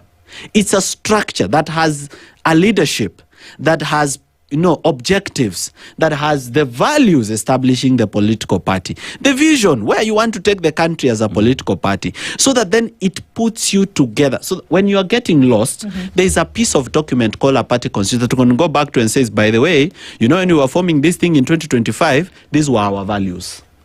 Now, the youth should not underestimate or underrate the importance of having a political party that is not based on tribe, because that's where we are missing it. If you join a political party, for example, ODM, look at how ODM governors are managing counties. Now, that behavior will be taught to you, even if you don't want to learn it. Boyd Were might not be violent, but the way violence is exacted and the way it's taught to him is taught to him as a form of protection and as a form of also subduing an enemy. So you are not violent, but it is taught into you. So if we join these political parties which have been there, have been part of the problem, what those political parties will teach you is the same mistake that has happened. We need to leave, form something different based on different values, and now build that thing. Morora, you see, we talk about how the young people now should get out there and be the solution there is. There's this story on The Nation, Gen Z hopefuls face brutal truth of politics for ground, Many came out and wanted to fill all these by-election posts, but they found things were really difficult. And there is this that has been said by Amos Katana. Once you auction democracy to the highest bidder, it becomes difficult for citizens to be heard or get development. His mission is to bring change. And the change that he's bringing about, he's gone to the ground, spoken to the people in his constituency, but found it really difficult to penetrate, because like you've said, politics has been weaponized, but what has been weaponized even more is poverty. Many have taken advantage of the fact that Kenyans are unable to, that's why there is bribe. But the young people are here and are seen as the saving grace of this country. They should get out there. But many as well say politics is a dirty game. I don't want to be involved. How then do we have this conversation with young people and ensure that, the only way is to form a party, get into this party, this bus that you can control and take us to Canaan. That let us change how politics has been done in this country, because the young people are the majority. Do even the youth understand the power they have just by the numbers and statistics that do exist? My actually biggest worry was after we said we are tribeless, then I started seeing the leading voices in the tribeless campaign now campaigning for their tribal kingpins, saying, I'm a Gen Z, but I know where I come from, and where I come from, we have a kingpin. So when the youth slide back into tribalism to go and rally behind their tribal kingpins, the end result is that you donate your decision-making power to somebody else. Somebody else whose values might not be your values and whose mission in leadership might not be your mission. You might surrender your power to, say, Rigathi Gachagua, and you say, sisi kingpin wetu ni Rigathi Gachagua. But have you understood Rigathi Gachagua's mission? Do you know his values? Where does he want to take Kenya? Is it these things that probably he's saying that, the Nairobi city belongs to one tribe and all 17 because he should go to one tribe? Are those the values you want to align with? And when you surrender your power to this person and he gets 80, 100 members of parliament and negotiates for his tenders and deals and so on and so forth, where does that leave you as a jobless youth without a business, without a way to start a family? We need to keep talking to the youth, and you've asked me how, and this is one of the ways. Coming to shows like this to have this conversation with them, so that those who will hear us this morning will go and talk to somebody else near them, or who lives in the same house with them, or who works in the same workplace with them, and by that we are creating ambassadors of change. The other thing that probably the Gen Z underrated, and which we are seeing on page 7 of the Daily Nation, they underrated the power of money in politics. When I began the culture of fundraising for candidates, I already knew that this thing is a problem. It is not something that occurred to me from just a dream.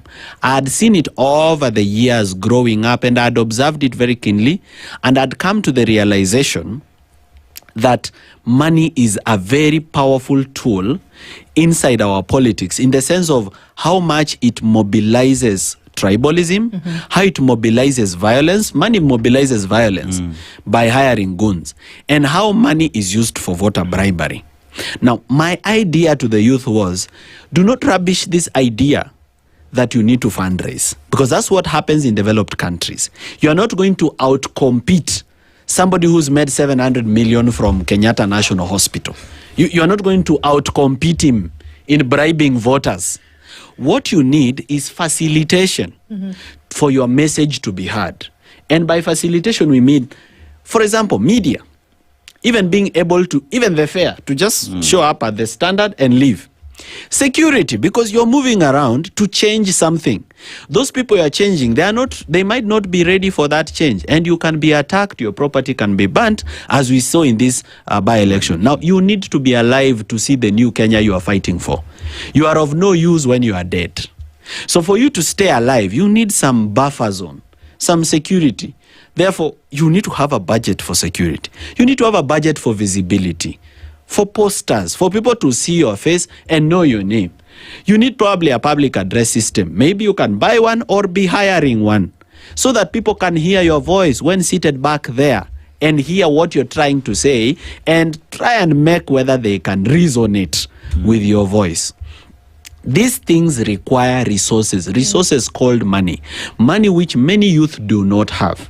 If you look for a youth who probably drives a car, the one that Morara Kebaso drives, you find maybe 1 in 3 million, or 1 in 2 million, or 10 in 2 million.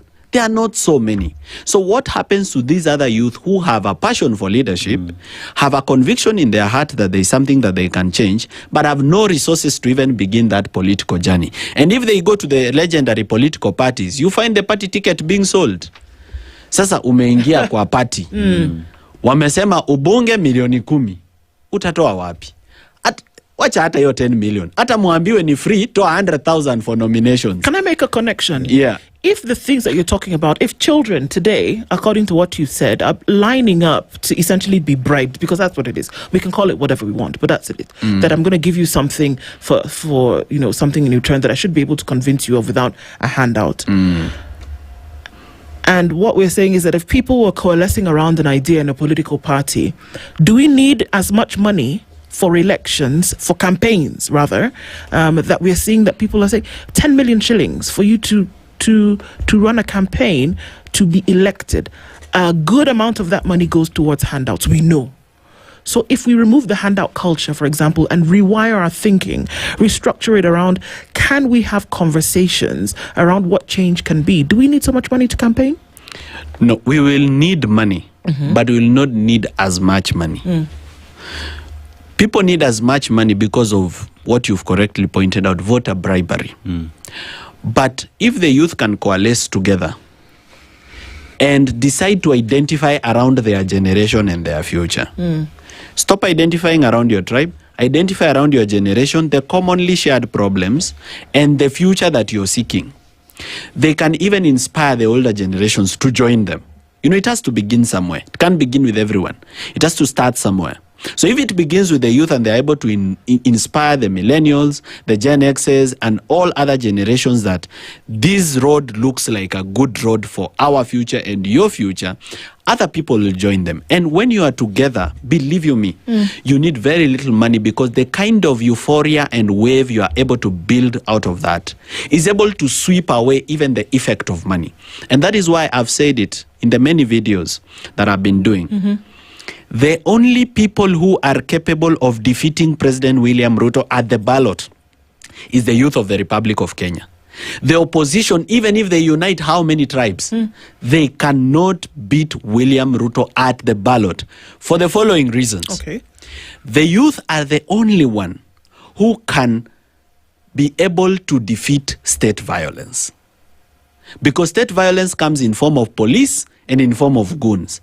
And the Gen Z already demonstrated in Nairobi CBD that they can defeat state violence and occupy parliament, and they can defeat goons, the goons that were mobilized by politicians to kind of beat them up. Some of them, they got themselves in a very precarious situation. So they are the only ones who can defeat state violence, which will be employed as a tool in 2027 for voter suppression. Number two, the youth have technological knowledge like no other generation, and we give it to them. That knowledge of technology and that connectivity through social media, they are the only ones who can be able to tally results on real time in a way that even the IEBC will find it hard to catch up with the speed at which Form 34As will be streaming into Telegram from the polling station. By the time IEBC announces anything, it's already on the Gen Z website. It's already on the Gen Z Telegram group. It's already on our blockchain technology. They are just reporting after news. They are telling us what we already know. So if you can go ahead of them in giving the news that this is the polling session from Nyankononi Primary School, these are the results, and I as a Gen Z have already taken a photo, it's verifiable. In fact, we've taken a photo, 10 of us. It's right here. This is a Form 34A. Mukisikia imebadilishwa, mujue hii imeibiwa.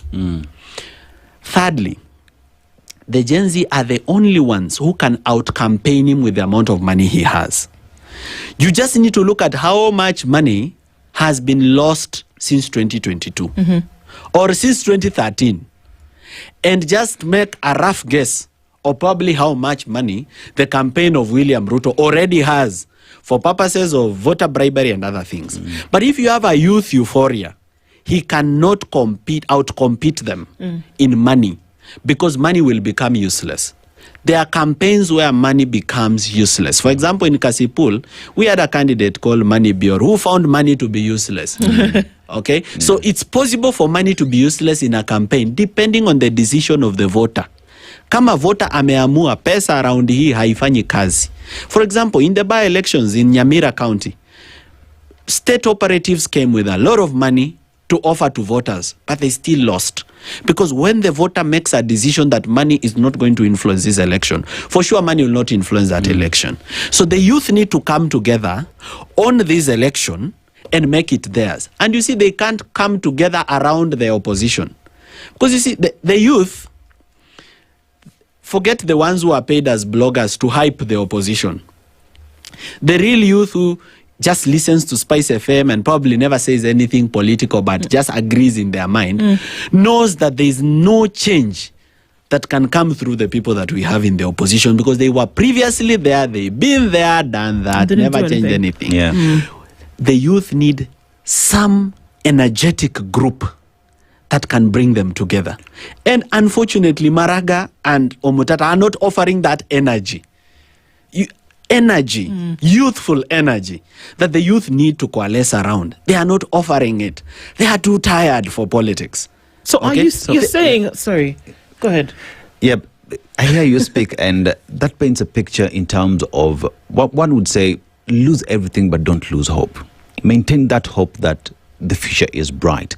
And there's even a question that has been asked here by one of our listeners, and is asking the question of everyone who's out there, who is this individual who Kenyans can vote for, that Kenyans can trust outside the coalitions? Someone who harbors the idea, the promise of a better Kenya that is being exuded out here without both coalitions. Because you've said, if you look at the government and broad-based government coalition, messed up. You look at the opposition, messed up. Then who is this individual who Kenyans can vote for or Kenyans can champion to be their president? Because Kenyans can also push for an individual to be their president outside these coalitions. It can't be one person. There's no one person who can marshal that amount of support. It needs to be a group of people. And those people, for them to identify with the youth, they need to be youthful first. Because it's not easy, by the way, as an older generation to resonate with the youth. Because when you talk to the youth, they feel like you are talking down at them. It needs somebody who is youthful. First, who understands the youthful language, who is youthful, who understands what the youth are looking for, who understands the youthful promise, and who will be there to enjoy that youthful promise. In Senegal, the people were able to coalesce around Osman Sonko and Nyamweya. In Kenya, we need to build up something youthful. I always talk to some of my friends, and I'll mention them on this show so that they keep knowing that I'm calling on them to wake up from where they are, from their sleep, and come over. Edwin Sifuna, you cannot speak for ODM today and support broad-based government and oppose it the next day. So you have two shoes. You are the SecGen, but still there is something burning in you that something needs to change in this country. Now, go with what is burning in you. Being SecGen ODM is convenience. It's just the power that you have now. What about the power that you could have? These people that are stuck with the old political parties, like Caleb Amisi, what are you doing in ODM? Already, your ideas and your thinking is pointing that there is something inside you that is burning, that something needs to change in this country. So why are you not taking initiative? Why are you afraid that, if you leave ODM, you're going to lose your seat? What's that fear? We need to move fearlessly into the future. What is this fear that Ndindi Nyoro has? That, you can give all this good advice in theory. But now coming to make it practical, it becomes a very difficult thing, because you feel like if you leave government, the government will come after you. If you do this, you've already built trust with the people. You may not be a perfect human being, but you've already built trust. Why is it so difficult for us to coalesce? And why? Why is it so difficult? It's because even when you're dating, you can't be able to move on into a new relationship or marriage before leaving baggage of the old relationship. If you're still stuck with your ex, you cannot move into your new relationship and be fruitful. Kama bado akili yako ni ya uko kwa ex wako, uwezi ingia kwa hii relationship na ukue truthful and honest to your partner. Kwa hivyo tuachane na ex. If we are gonna move, let's block ex's number.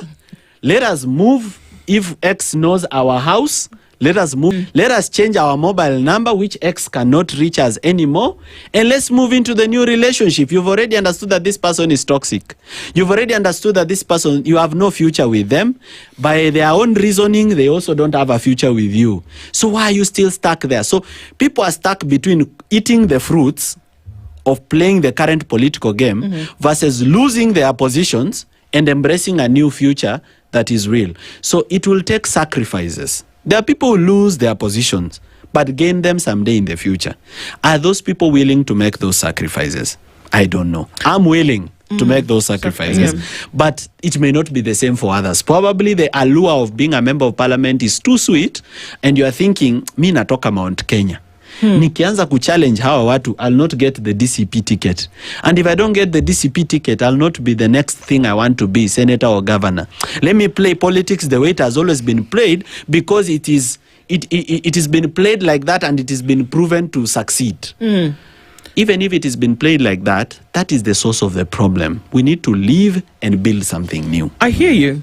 And I'm thinking one needs to, the aspiration or the end goal is to, all right, if you made it in business, I'm sure you had these conversations where people say, oh, you've made it in business, you seem to be doing okay, why not go into politics? It seems to be an promotion that you give yourself in your career, that you say, well, go into politics, without realizing that going into positions of leadership in a state, in a nation state, is one of servitude, number one. Number two, it is a dedication to ensure that the livelihoods of people get better and that the state of the nation actually improves to a point where it is sustainable, it is efficient, and it is sufficient, right?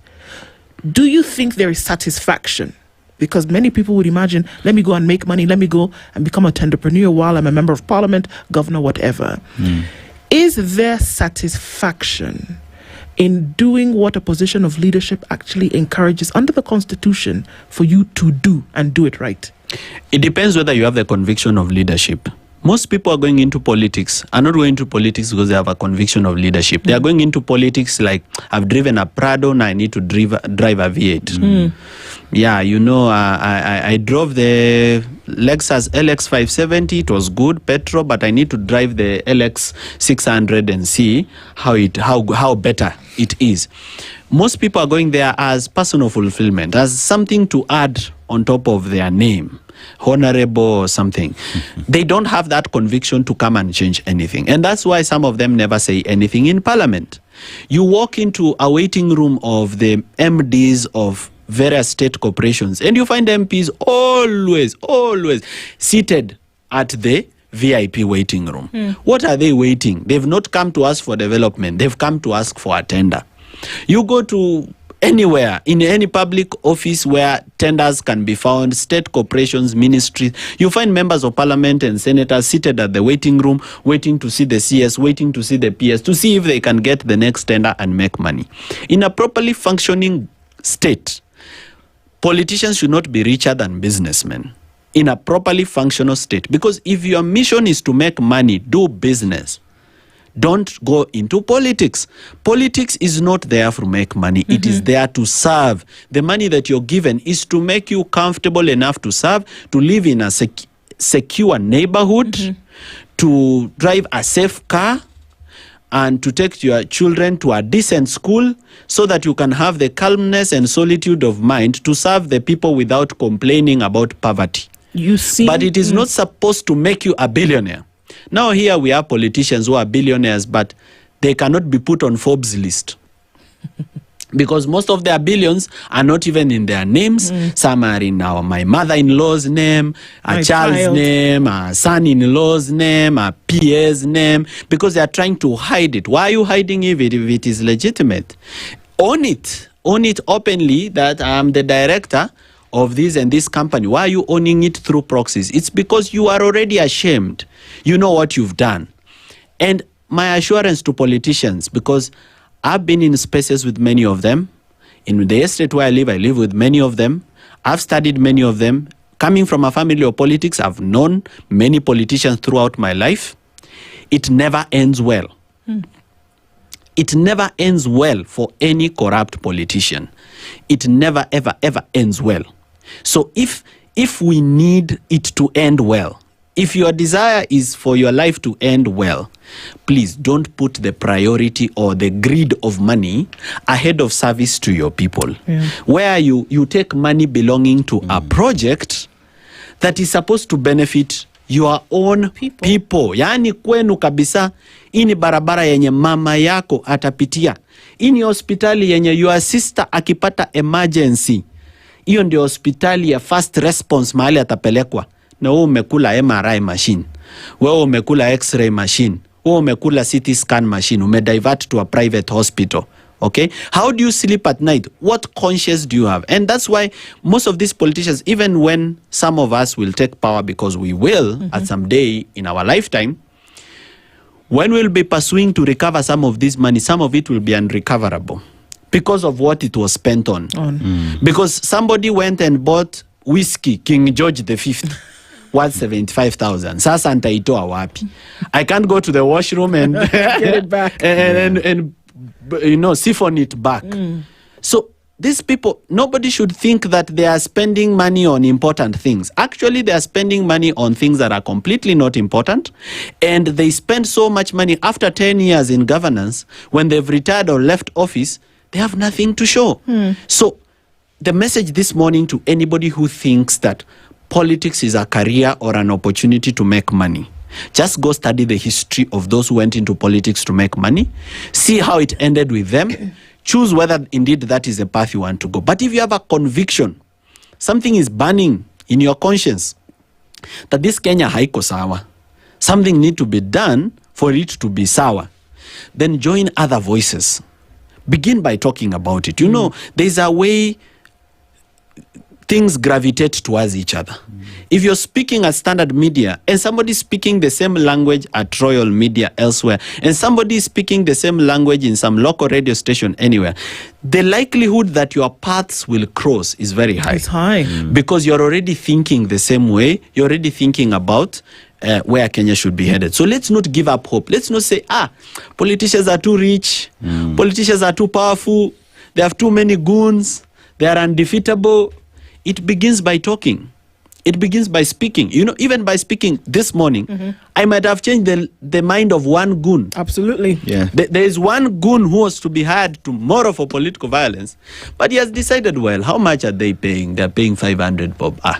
What if I just go to a garage here on Baricho Road? See, I'll make the 500. Or what if I go to bus station and help carry mizigo? See, I'll make the 500. Or what if I go and become a mtu wa mkono kwa some construction site? See, I'll make 700 bob. To hell with being a goon. In any case, I'm risking my life. Mimi naenda kazi bana. Nyinyi kama mtaenda ugun, nyinyi muende, mukirudi jioni salama, ni Mungu amewasamea, so that you get another opportunity to repent. If you don't come back in the evening, majuto ni mjukuu huja baadaye. But as the young people and the Gen Zs, we need to ask ourselves whether what we went to look for in the streets, we got it. Because it's unfair for all those people to die and be injured for nothing. Surely something should come out of it, and that is why we've refused to rest until something comes out of it. I'm glad that you're speaking. I'm glad that you are not being shy about the position, no matter what. And so mine is a message to implore you to keep in the speaking space. At the very least, at this point, before it gets towards more action. Morara Kibasto, thank you so much for being here this morning. We look forward to the next conversation with you, because it definitely will be had. It's 8:03. Good morning. The latest news from around the world. 94.4 Spice FM.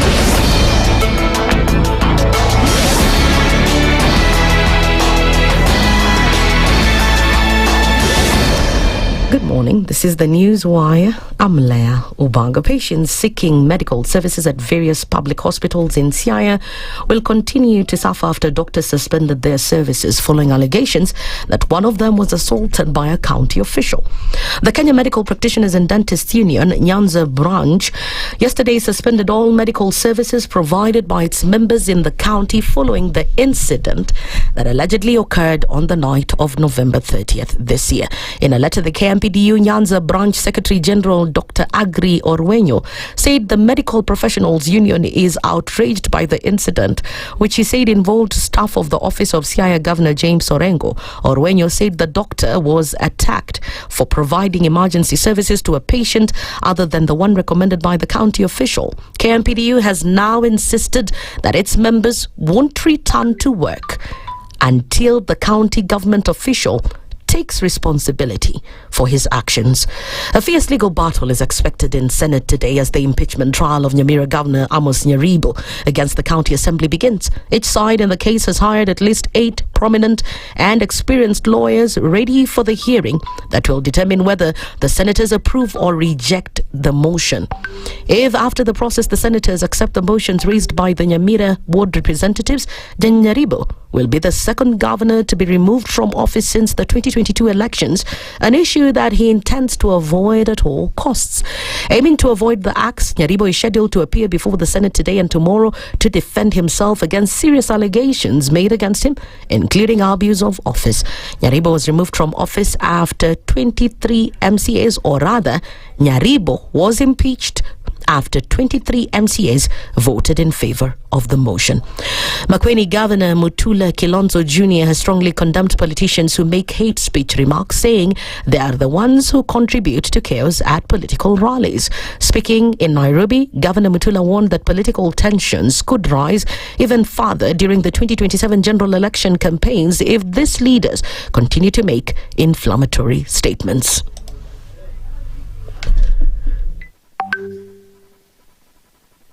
I am extremely concerned as a politician. I can't distance myself from this and from the last election.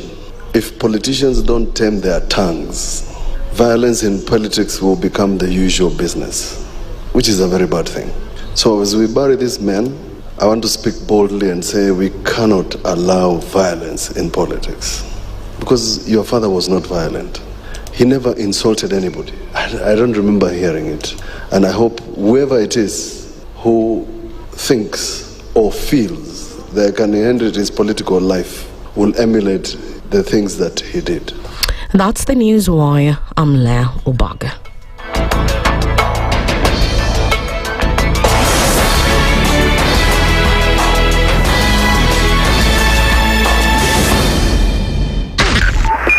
.5 Spice FM, Kisumu. The following takes place from 6 a.m. to 10 a.m. every weekday on Spice FM. We look at the utterances of leaders who are aligned to broad-based, who are initially in ODM. We thought they stand for something. Now they've been exposed. Because we are a third world country, we are poor. And not because we don't have resources, but we have been robbed senseless. Look at the wasteful expenditure. Look at how large government lives. And we've said this is something that can be controlled. It happens in many other countries. Internally, we used to stand and tell him, boss, hii kitu ni mbaya.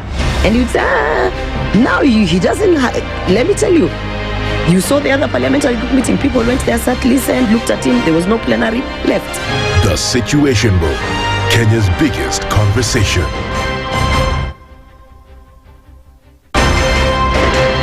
If we just gloss over issues and hope that time heals, then we might find that in generations to come, we might be back at the same situation. And the whole thing is born of stolen elections. Spice. When it comes to the decisions you make, you must be independent. There's no way you can allow one institution to dictate to you how you're going to conduct your operations, how you're going to decide cases. It's a no. When you weaken the institution to the point where they cannot take action, then you realize that politicians have to come up and now start dealing with the issues. That conversation has to die. Our politicians do not like the hard stuff. We must insist on the path of doing things right, whether popular or unpopular. Money changes hands. That is a fact. If you have political goodwill at the highest top, like in Rwanda, then corruption will be an issue of the past. If you don't have political goodwill at the top, we will pass laws, we will amend laws, we will continue passing laws and re-amending laws, and nothing will happen. This is the Situation Room, the only way to start your day. Mature, intelligent talk every morning. Spice up yourself.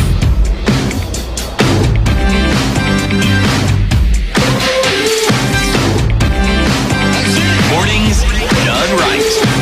94.4 Spice FM, Nairobi. We're getting into it, and it is now 9 minutes after 8 o'clock into the second hour of Kenya's biggest conversation this Wednesday morning.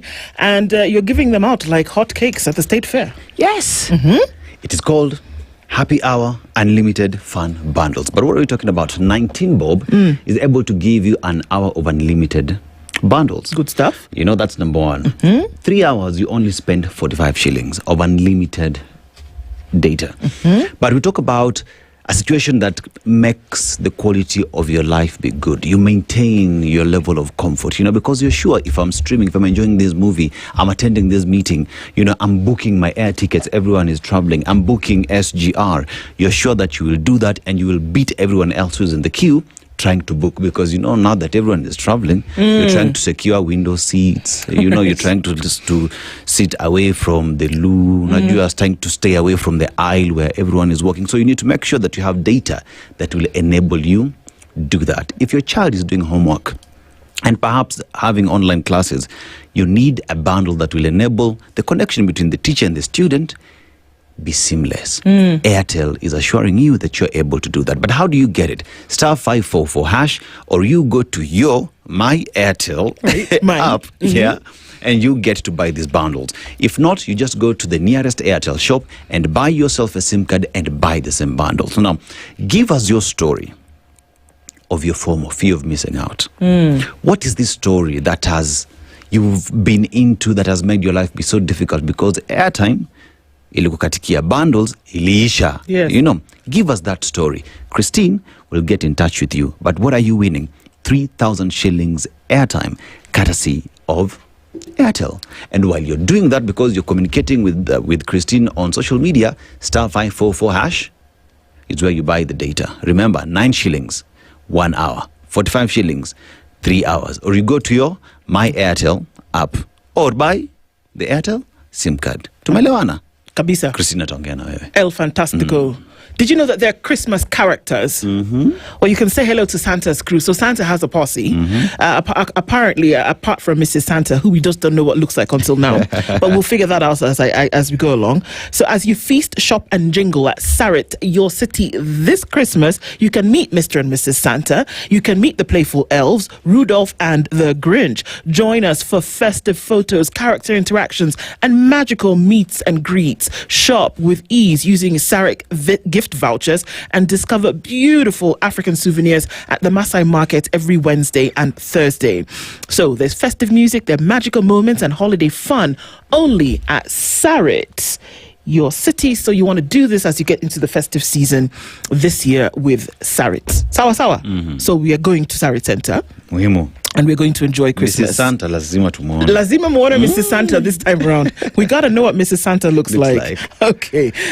Promise you all things nice, definitely, this year. All right. We're getting into a conversation this morning with Dr. Lutalala Mukwana, who is an IEBC commissioner, and he's here in the hot seat this morning. Commissioner, good morning. Good morning, ma'am. How are you? Very well, thank you. How are you doing? I'm great. I can't complain. Thanks for having me. Well, thank you for being here this morning. Yes. We're going to look at a number of things. Ballot 2025, you would have thought that it was a general election for all intents and purposes. We went through it. Yes. It was the first time that this IEBC, as it's currently constituted, had a go at the way things are going to be. So we'll have a conversation around what some of those things were.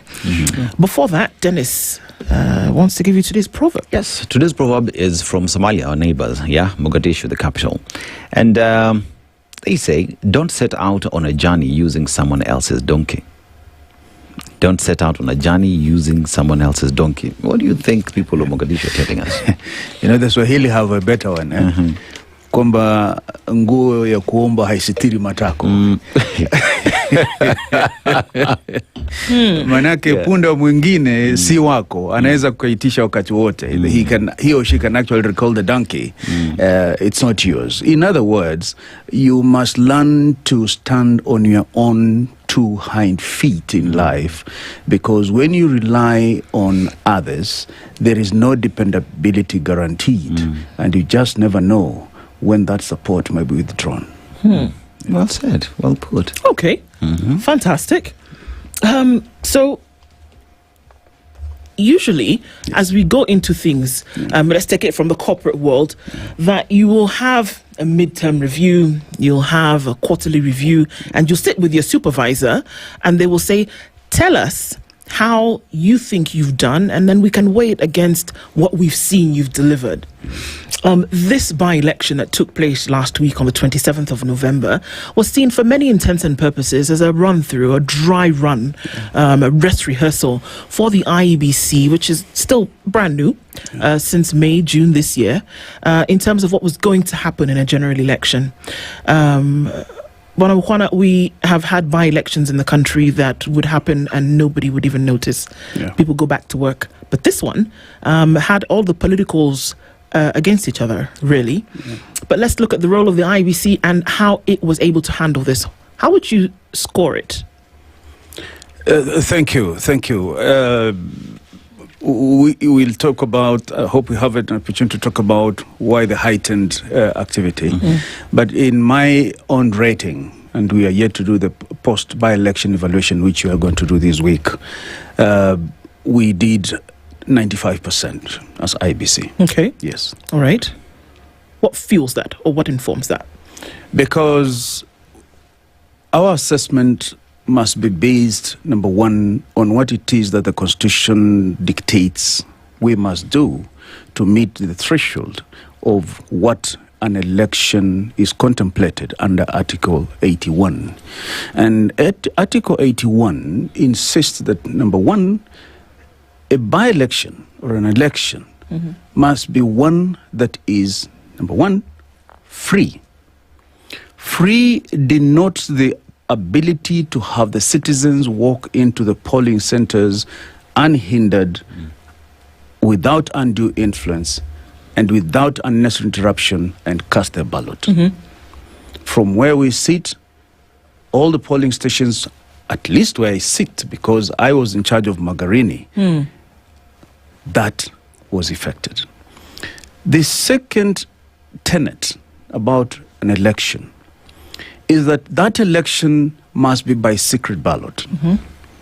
Again, in Magarini, as it was in many other areas where other commissioners may speak, we had elections that were conducted in secrecy. Transparency, that everything that was done in terms of how the elections was done transparently. For example, in terms of the opening of polling centers, the ballots, the ballot boxes, the agents were present, the observers were present, and all these undertakings were done in clear view of those accredited to observe. But most importantly, the officers who conducted the elections were properly trained. They took the oaths of secrecy, and they were able to conduct the election in strict accord with the Constitution, the Elections Act, and the regulations. Okay. Suffice to say that there is what was within the armpit of the IEBC, and it is on that basis that I give ourselves accolades of 95%. But there is obviously that was in the armpit of other state agencies. Okay. And that is where the 5%, in my view, ought to lie. All right. Thank you. Okay. Yeah, let's talk about the 5%, right? And when you talk about the 5% that you say was a miss, one would say that alone is a worrying call in terms of credibility of an election. Because you look at areas where there was violence. Let's take Kasipul, for instance, where people died. Yes. And one would ask the question, why would IEBC, that's independent, that you've said ought to have conducted the elections out and ensure that the Constitution is respected, why not cancel that election? Because the people that ought to be represented are being killed. You know, we talk about Malava, where we saw individuals being beaten at night, and one, you've spoken in terms of access being unhindered, but people are being beaten at night, not being able to exercise their right to vote. One asks the question, can't IEBC make the tough decision to call out individuals to cancel this election until that time when the Commission is able to assure the citizens of this fair, unhindered access to cast their vote? Thank you. We all agreed as a nation that will live by the dictates of the Constitution and the law. Part of that requirement is that where an allegation is raised, the due process must be followed, and any penalty must be predicated on the evidence availed. We received a complaint about Kasipul's violence. The committee duly constituted by the chairperson of the commission to deal with all disputes arising from that exercise received the complaint, processed the complaint, and meted out the judgment based on the evidence that was received. It is regrettable that 2 lives were lost. But when making a decision on the basis of the 2 lives lost, you must have evidence incriminating directly these 2 particular candidates. We had no evidence to directly incriminate the 2 candidates. The evidence we had was that this violence occurred because these 2 candidates veered off their election campaign schedule. One was in the wrong place, and so was the other. Okay. When the elections campaign schedule is not respected, these are the likely results. Because people don't want to follow what they have been told to do, and therefore their supporters end up clashing. Isn't that why the IEBC is there, Commissioner? Because this is the question. You've now noted twice that if people veer off their campaign schedule, number one, which is in direct contravention of the processes and policies of the IEBC, where do we hear the voice of the IEBC saying, hello guys, you veered off, stop, or bring the thing to a halt? We don't hear that, number one. Number two, in this case of chaos, at what level or what threshold of chaos needs to be met in order for the IEBC to say we're putting a plug in this thing until we're able to calm down, or we're putting a plug in it completely because we are not able to see this process through? When would that happen? Yes. First of all, a correction. The IEBC voice was heard. It was heard because the complaint as received from Kasipul. By the way, these complaints were 2. Mr. Aroko filed a complaint against Boyd Were, and Boyd Were filed a complaint against Mr. Aroko. So these were complaints that were adversarial to each other. The decision that we made, in which we penalized them $1 million shillings each, in our view, was commensurate with the evidence that we have raised. You must, just a moment, you must also appreciate that whereas the committee is a quasi-judicial committee, quasi in the sense that it's not a fully judicial committee, the committee's decisions must also be predicated on lawful facts and lawful evidence, because eventually this matter is subject to an appeal. Okay. Now, so we have where we reach, and where we reached was the punishment that we meted. Thereafter, there were issues that came up during the hearing, which fall within the precinct of the National Police Service and hopefully, eventually, the ODPP. We already advised the National Police Service and advised the other state agencies that there are reasons for further investigation.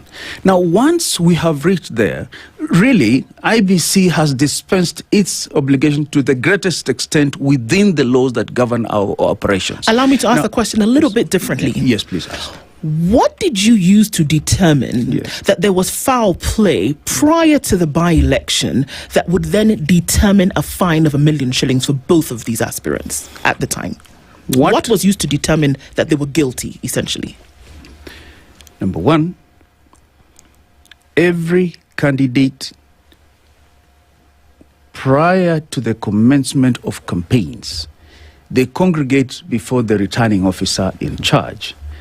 And each one submits their schedule of campaigns, including the routes and the maps. All the 10 candidates in Kasipul met before RO and agreed on the routes that they will use, on the days and the dates. What IBC does through the RO is to harmonize that campaign schedule. The harmonization is important because it helps avoid conflict situations between the supporters of the various candidates. Now, it is a requirement of law under the regulations that the candidates must keep and strictly adhere to this campaign schedule. So the violation that we established was that the candidates disrespected the agreed campaign schedule. Okay. Okay. All right. That is the basis. And it is a basis because, as I've said, violence just doesn't happen in elections. There are triggers. And one such trigger is where the opposing camps meet at the same point.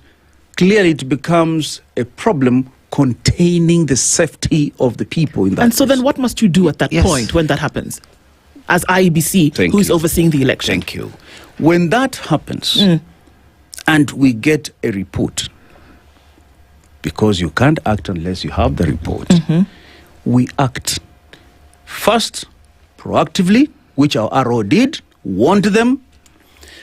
But beyond that, a complaint is filed. Because once a complaint is filed, you proceed on that basis. So yes, our ROs, because they're on the ground, they immediately and proactively go ahead and warn the candidates, look, we have these campaign schedules, we all must abide by it. If you do not abide by it, clearly we're going to cite you for a violation. And this is how this eventually was escalated into the case that we heard and determined, and we considered 1 million shillings a deterrent enough penalty. 1 million shillings is not little money by all standards. One would say to those two individuals, It's nothing. It's a slap on the wrist. But let's go to Malava, where on the night of the election, even the candidate himself, Seth Panyako, came out, and we saw him on live TV shedding tears, claiming how there has been voter intimidation, how violence was meted on people and his supporters to make them not turn out to vote. At that particular point, with all these allegations, first of all, having noted that those who ought to vote, Kenyans who ought to exercise their right to vote and select those who would represent them, have been beaten at night. We saw images on social media of an individual who was stripped naked. You know, this one person would not come out to exercise their vote because of this psychological issues that they are going through, and that extrapolated to many others. One would ask the question, if IEBC is to ensure that elections are free, fair and credible, that has happened at night, how then do you guarantee that that exercise has followed the constitution if Kenyans are not able to come out to vote? Thank you. Look, the images that came out of Malava, the images that came out of Kasipul, the images that came out of Mbere, for example, where some of the politicians were literally strangling a voter, presuming that he was a voter. Those are pictures that were not good for anyone in this country. We made a request to the National Police Service to investigate those incidents and handle them for what they are. The challenge, and which I realize that most Kenyans don't appreciate, is that they do not appreciate the fact that IEBC is the overall arbiter of election matters in this country and processes. However, in executing its mandate, IEBC relies on a multi-agency approach. IEBC does not have a police station of its own. IEBC does not have a DCI of its own. IEBC does not have NIS of its own. Neither do we have a military force. Yeah. What? Let me permit me to finish. Okay. So, what ought to be appreciated is that there is what IEBC can do, has to do, and there is what other state agencies have to do. Unfortunately, if they do not do it, IEBC then receive the body blows. Let me give you an example. All those incidents that you've indicated are under active investigation by the police. Regrettably, the authority of IBC in terms of clamping down on these incidents runs from the time the election date is announced up to the time the elections are conducted. If these things, then the investigations by the police are not concluded within this time, it therefore becomes a post facto incident, and the proper forum for that now to be handled becomes the courts. And that is why 28 days after the gazettement of after the election victories or losses, IEBC cannot proceed, for instance, to resume voter registration in that area because that has not been settled. Okay. So right now, and for your information, while I was waiting to come in here, that gentleman, Seth Panyako, came out here, and the kind of interaction was not the best. It was not very pleasant, and understandably, because of the emotions. So the violence that has been reported, the pictures that you saw, are all under the active realm of the police. Yeah. And I understand that these matters are moving to the election. But, Commissioner, yes, there are those who, because of the violence, because of fact that they were preparing to bury their kin, were unable to come out to participate in that election, which is their right. Yes. And they would say, we are unable because we've seen our kin has been killed, our neighbors have been beaten up, we are unable to go because we are not assured of our security. What would you tell them? Because they were not able to choose their candidate. What do you tell them? How do you assure them that IEBC stood for them, that IEBC made a decision for candidates to be on that ballot, yet they were unable to participate? Yes. Because it boiled down to that individual Kenyan who was unable to exercise their right because of, remember, election is not an event, it is a process. And everything else that led to that day of casting vote is a process, including the violence. I agree. How do you tell them that the candidate that has been sworn in is your candidate? Look, I agree that elections do not start on the polling day. Elections is actually a cycle that runs from the end of one election to the commencement of another election cycle. And therefore, all the processes, small, big, medium, are equally important in ensuring that the final outcome of the election is free, fair, transparent, in strict accord with Article 81. It is regrettable that our politicians have opted not to act very well in terms of how they handle themselves and how they handle their supporters when it comes to elections. It is not right that some of our political leadership opt to engage or allow their supporters to engage the way they do. And so, where a parent has lost a child, or where a citizen has been injured and maimed because of violence, it is not acceptable. It can never be acceptable. And yet, it seems to be acceptable by the IEBC. It because if isn't. it wasn't, wouldn't we see that there would be a direct stop to this? For goodness sake, Commissioner, you talk about veering off the campaign schedule, and that warranted a penalty of 1 million shillings. Yes. But then on election day, people died. People were injured. There's a member of parliament who was bleeding from his head. There are people whose property was burnt. There are many factors pointing to an election that was not free and fair, and yet we don't see action against that. What it does is that it waters down the confidence that the people have in this body that is, according to you, the arbiter of elections. Does the... You know, I would like you to not adopt a microscopic view of this situation, but rather look at the holistic framework within which IEBC is operating. IEBC has condemned the violence. IEBC has asked the police to act. IEBC has penalized those particular cases of Kasipul prior to the election. Precisely.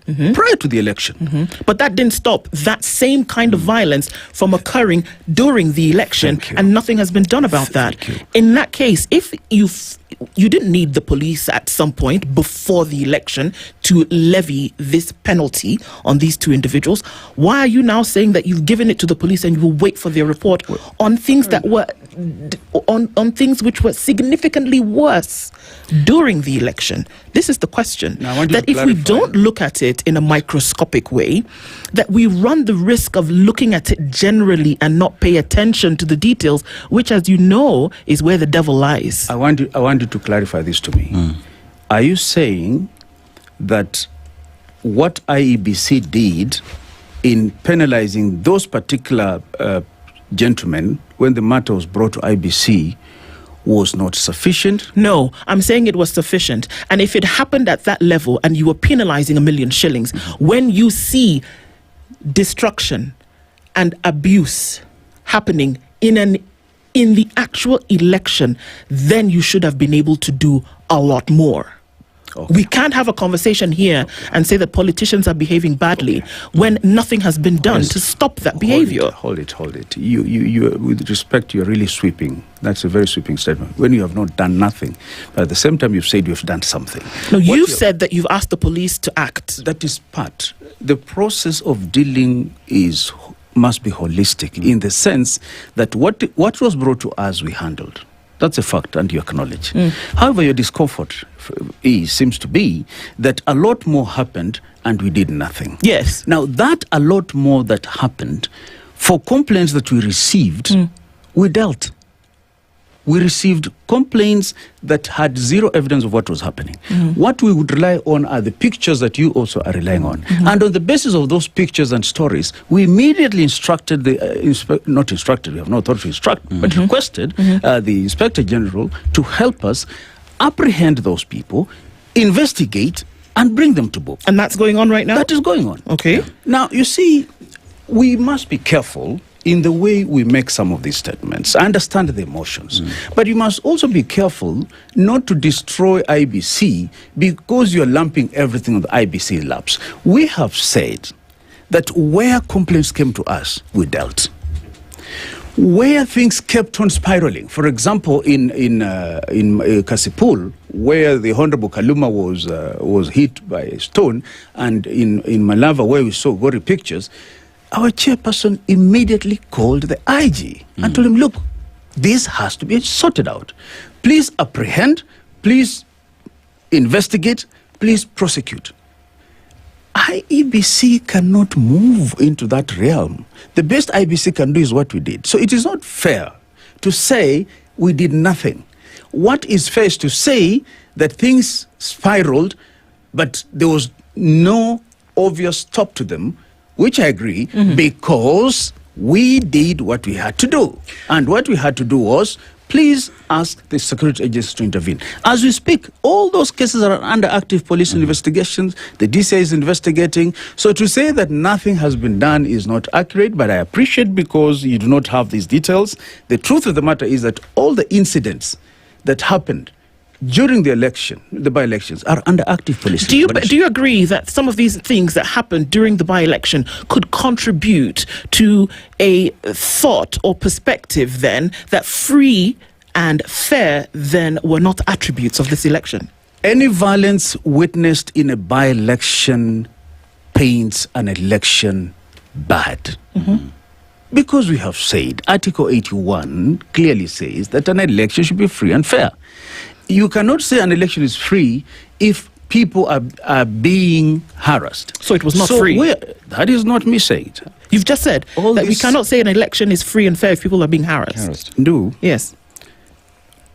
It is important that in a conversation like this, we don't box each other into a corner. What we are saying is this, that for any violence that is seen in an election process, it is not acceptable because that mars the very sanctity of an election. That is where we are. As to what exactly transpired and to what extent, so that then the level of marring may be apportioned, that is a matter under active police investigation. Any other analogous interpretation would amount to to an overreach. Again, election is a process. Yes, it is. Let's look at the campaign period towards this election, and we look at civil servants who ought not to be in campaign trails. Sorry, who? Civil servants, public officers, who ought not to be in campaign trails. Seen openly. You talk about cabinet secretaries. You talk about the prime cabinet secretaries. IEBC is the custodian and the referee of elections, ensuring that everything that happens during this time is according to the law. When you see public servants campaigning for a candidate in an area, you talk about Malava, you would talk about Kasipul, you would talk about Mbere. And IEBC is silent. IEBC is not addressing itself and saying, Ola, please stop that because it's against the law. It interferes with the sanctity of elections. Why the silence? Have you read the judgment of the commission when we were delivering our judgment in the Kasipul matter and how the commission addressed itself to that issue you're asking? Yes, I have. What did it say? As you see... No, please. Wait. What did it say? You condemned it. You asked public servants not to participate in these campaigns. But here's the question. It has already happened. We have seen the temerity and a lot of influence that comes with these officers during these campaigns. And the opponents have spoken and said, we feel intimidated by fact that there is government machinery out here. By allowing these to happen, the sanctity of that election, because the process, the law has not been followed, paints a picture of not free, not fair, not credible elections. Thank you, Dennis. You see, all I'm requesting, it's a fair ask. Yes. That begin by acknowledging you have done something. Because the way you're asking is like you have done zero. Begin by acknowledging that IBC has already, in its judgment on that day, condemned the use of public resources. Public resources include human and others in the campaigns. We even cited the county government of Homa Bay. You know, my brother, if you begin by appreciating what you've done, it may be little, but begin by appreciating that you did, just like she appreciated that we did penalize, but it wasn't enough. Begin by appreciating that IEBC has already pronounced itself on the use or misuse of public resources, which include public servants. In the case of Homa Bay, we cited and we said public resources have no business being utilized in campaigns. When you acknowledge that, then as a commissioner from IBC and on behalf of the rest of the commissioners, I feel that we are partners in this journey, because the media must be a partner in the journey to build and strengthen institutions of the nation. That's how we build this nation. So I get uncomfortable, I must confess, when that isn't brought to the fore, because the people listening to you believe in you. They follow you. Let me finish. So begin by acknowledging the good that we've done and point out the other, a lot that we haven't done, which we should readily accept, bring on board, and move on. I ask the question, does the presence of public servants and public funds being used in this election then taint the fairness of that election? Because public funds already have been spent, have not been recovered. We've not seen any communication or any demand that these funds be recovered. Does that taint the fairness of that election? On what basis did we condemn? We condemned the use of public resources on the basis that it does not fall in accord with Article 81. What more answer would you require from the Commission? May I ask that with the condemnation of the use of these resources, number one, and the campaigning in these elections by public officers, did that stop the behavior? Did it stop the use of public resources, or did it stop the campaigning of these individuals? From what we all saw, despite our condemnation, we did not see a zero presence of public officers on stage. And this is part of what is under active police investigation. So does it then say that condemnation, by the IEBC of some of these activities, which are a direct abrogation of the law, then doesn't work. Condemnation on its own, where it might be an overt expression of distaste, doesn't deter the action. Because you know what the answer was to that condemnation? They continued doing it. They continued to spend the resources. They continued to campaign in public as public officers and state officers. So what does that say then about the condemnation that you've given out? Yes. You have a point. I have said, and I pronounced myself time without number, that the leadership in the country, in terms of our politicians, ought to understand that their actions can neuter IBC in the way it carries out its activities.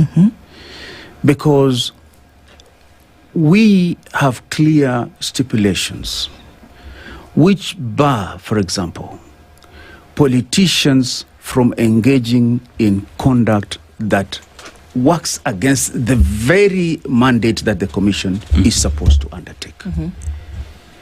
And this is on other state agencies to be able to fully execute its mandate. So it is true that when all we have to do is to condemn, because the next step, the next escalation cannot be attained without the help, the active help of another state agency, then yes, that condemnation becomes really not as effective as would have wished. I beg your pardon. Yes, please. The first word in the acronym of IEBC is independent. Yes. Right? Yes. And I asked the question before about whether the IEBC then has the power to do certain things. That would you see a bold IEBC, and those are the words that have been used in terms of definition, would you see a bold IEBC as the commissioners in concert coming out to say, you know what, until and unless the law is followed, we put a plug in this thing? Oh, yes. Is that possible? Oh, yes. We've never seen something like that. What would it warrant for something like that to happen, where a decision is made and said, you know what, until and unless everybody's behaving, not according to what Lutalala wants, but according to what the law says, until that happens, we plug this thing. Thank you. That is where we are headed. If this was a litmus test for IBC, I can assure it's going to be a litmus test for everybody in this country. Because if we don't play by the book, if we don't play by the law, we'll not manage this country. So there must come a time when we'll say, this must stop. In Kasipul, we said the violence must stop. But it didn't. I'm coming to that. What led to it, for example? Elected members of parliament are moving from one polling station to another polling station. When Regulation 62, 63 do not allow any other person other than accredited agents and observers and the media and election officials to go into those polling stations. And the regulation is law. It is law. The regulation is law. Yes. So if you do something outside of that regulation, are you breaking the law? You're breaking the law. So what happens to people who break the law? Precisely. Those people have to face the law. But we are... Yes.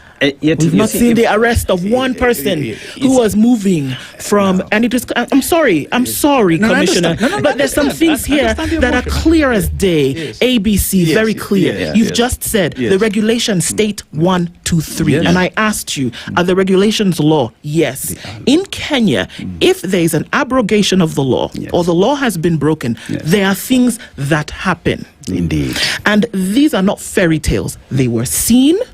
They were recorded. There's a global media summary of things that happened across, even in the Magarini that you talk about, where everything was peaceful, which from that media summary, it was not as peaceful as you say. Hang on. If these things are seen, and according to you again, that this is breaking the law, elected members of parliament should not be moving from one polling station to the next. And you see this. What investigation is needed to say, let there be a censure of this individual, let them be arrested? What would be needed to deal with that issue? Thank you. What is needed is for the police to do their work. So the police are not doing their work. My question is, even as we talk, as we call upon the police to do their work, remember that on election day, you also have police officers who are seconded to IEBC and become electoral officials, right? Yes. During that time. Two officers per polling station. Yes. And when we talk about these members of parliament moving from one polling station to the other polling station, we have police officers there who are to ensure that security is there and that the law is followed. At that particular point, why didn't you see the police then move in to arrest this individual, if at all they were breaking the law? Thank you. You may not have seen. And by the way, I would be keen for you to give me the details of Magarini. I will be keen. Okay. Give me the details of Magarini. In many instances, which you may not have seen, because what is covered is that which is really hype. You don't see where something has been done well, you don't see. In many police stations, in many polling stations, the two officers who are assigned there, under the direction of the polling officials, were able to eject most of these officials. In Magarini, the MP for Kilifi South went into a polling station. He was ejected. There is that clip. And he was not only ejected by the police, the citizens joined in. The people ejected him, yes. They ejected him. So it is not true to say that nothing is being done. What we are saying is that there is a culture among some of our leaders which is making the work of IBC look like IBC is so bad that it's never done anything good. And that is what I'm saying, that you must also be fair to us. When the one political party decides now to come up with a new cadre of officials called super agents, complete with the badge, and there's not only one super agent, they have another super agent, complete with the badge. And these super agents, members of parliament, move from one polling station to another, and this is eliciting animosity from the opposing crowds. This is contrary to the law. In Magarini, we ejected several. In other areas, several ejected. This will not see it because it's not hype. But the long and short of this, and which I emphasize, that the peacefulness of our elections will be predicted on a joint effort between IBC and all the sectors, but most importantly also with the citizens. Okay. Because if we do something nicely, but other people come in and do such wrong things, whatever little we have done well is just overshadowed. And you can see that in your own commentaries here. For the citizens, most of the time it is said, piga kura, nenda subiri results, nyumbani. But that clearly doesn't seem to be applying to the political class. Perhaps something that IEBC needs to deal with. But let's go to Mbere North. Mbere North, there have been a lot of questions on the person who ran for that office, Wamudende. And EACC came out clearly with its report and saying this individual should not run because of suspicion that he is not a clean person. There is corruption allegations against him. And with that report, this person was cleared to run for office. Question is, if IEBC, I'm hoping and I think, is in charge of ensuring that Kenyans get the best and cleanest people there are in this country to serve and represent them in parliament and in these offices, why then clear someone who has a taint on their name? The regulation... Does EACC report in any way hold water when it comes to clearing candidates to run for office? The Elections Act and the regulations, particularly the regulations, when it comes to how a candidate may be cleared, stipulates that a candidate will submit a self-declaration form. This form is normally submitted to the EACC. And then if EACC has an objection which indicts this fellow that he may not be cleared, that report ought to be brought to IBC. I must confess that I've heard so much about this, but if it has come to the IBC, I do not know. If what has come to the IBC? That report. The report by IBC. Okay, IEBC did not know that EACC had raised the question about the candidate in Mbere North?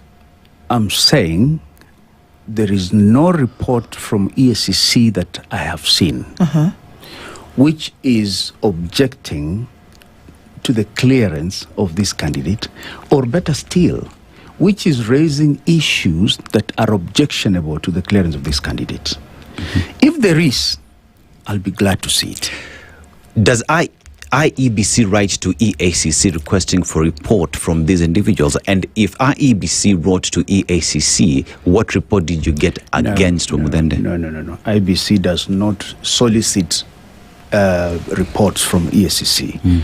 What the regulations require is that every candidate must submit a form which has been submitted to EACC, and it is then expected that, because that form, the candidate indicates the purpose for which that form is being filled. That form is stamped by EACC, evidencing that indeed EACC is in receipt of that application by the candidate that he's seeking to be elected. Now, if then EACC has, under its mandate, established that there is anything about this candidate we should bar him or her from being cleared by IBC, that then ought to be brought to the attention of IBC. So I repeat that if that report is there, I'm not saying it's not there. If it's there, then it's not known to me. Okay. So if I bring a self-assessment with stamps saying that I've been cleared by EACC, doesn't it then abhor IEBC to call EACC to find out if even the stamp was real? Dennis, now you want IBC to engage in fishing expeditions all over. What does the law say? The law does not say that when a candidate brings a stamped form from EACC, then IBC should write to EACC. That's not what the law says. And by the way, this happens in all public appointments. When you are looking for a public appointment, state office, public office, and you are going for an interview, it is the same procedure. Okay, can I ask it? I seem to ask things differently. Maybe we'll get it I wouldn't know if there is any other. Please enlighten me. How does the IEBC clear candidates to then participate in an election? How does that happen? What's the process? Under the regulations, what IBC needs to establish is that, number one, this candidate has not had any conviction of an election offense. There's no evidence there was any election offense committed. This candidate must be a registered voter, for instance. This candidate must have been a citizen for a particular time, for instance. Those are basically the prescriptions of what we look at before the candidate is cleared. Okay, that maybe didn't necessarily come to IEBC, which interestingly enough, EACC has a report on the unsuitability of Wamudende as a candidate for the Mbere North. Please share with me that report. I will. So if this is the case, what we're saying is that any Tom, Dick and Harry, so long as they're a registered voter, so long as they have not been convicted of an election offense, and so long as they've been a citizen of the country for a number of years, according to you, they can actually submit themselves, and IEBC, with nothing else, will take them on. That's what you've just said. That's a very extremist approach. But you've just said those three things. No. But nothing. Did you say something else? Nothing else. What I have said is, because we must put it in context. The context of your question is whether this particular candidate was cleared with the full knowledge that there was a report from EACC that would have barred this candidate. Let's make it was it focused. I have said I have not seen. So you don't know? I have not seen that report. So it's possible that we're looking at the clearance of a candidate to run in an election without the full knowledge of a clean slate by the Ethics and Anti-Corruption Commission. We think, from what you're saying, that it's possible that IEBC allowed this candidate to run without full knowledge of all their activities before presenting themselves as a candidate. The candidate. Is it possible, Commissioner? The candidate qualified under the requirements of the law. Commissioner, is it possible that this individual ran and won in this election without the knowledge of the IEBC that there is possibility that he was involved in certain activities that would be contravening to the Ethics and Anti-Corruption Commission regulations. But that would be applicable to every other candidate. Is it possible, Commissioner? That would be applicable to every other candidate. Commissioner, is it possible that this individual was cleared without the knowledge? I'm not speaking about everybody else. I'm speaking about this individual. Is it possible? It's a yes or no. Is it possible? It cannot be yes or no. Because it's possible that he was cleared without the knowledge that there might be cases against him. The reason why you are speaking about this candidate is because you have a particular information which we are relying on. So you cannot talk of a possibility or an impossibility in respect of something you do not apply rules that are uniform to everybody else. So the rules that apply to this Wamudende guy are the same rules that apply to the others. So, Commissioner, question if there is no information, we may not get the answer to this question, yes, but there is a possibility that IEBC cleared this gentleman, and there is information that could easily be gotten from EACC that he shouldn't have been cleared for an election. My answer is straight. I do not know why you wouldn't take it. We had no information that you are IEBC bringing doesn't to know. me, Okay. And therefore this candidate was cleared like every other candidate on the basis of Commissioner, qualifications. And what happens? Because fine, he came with a list, with a checklist that he had been cleared and is good to go as per the regulations. What happens if today you get a report that this man had a tainted background, yet he ran for office? Where does that place IEBC? Whatever is not within your knowledge cannot be imputed against you. Can he be disqualified? After every election, IEBC becomes functus officio in law. Functus officio means that that particular issue moves to a different forum. And that is why a dispute arising from an election during and before the election is the precinct of IBC.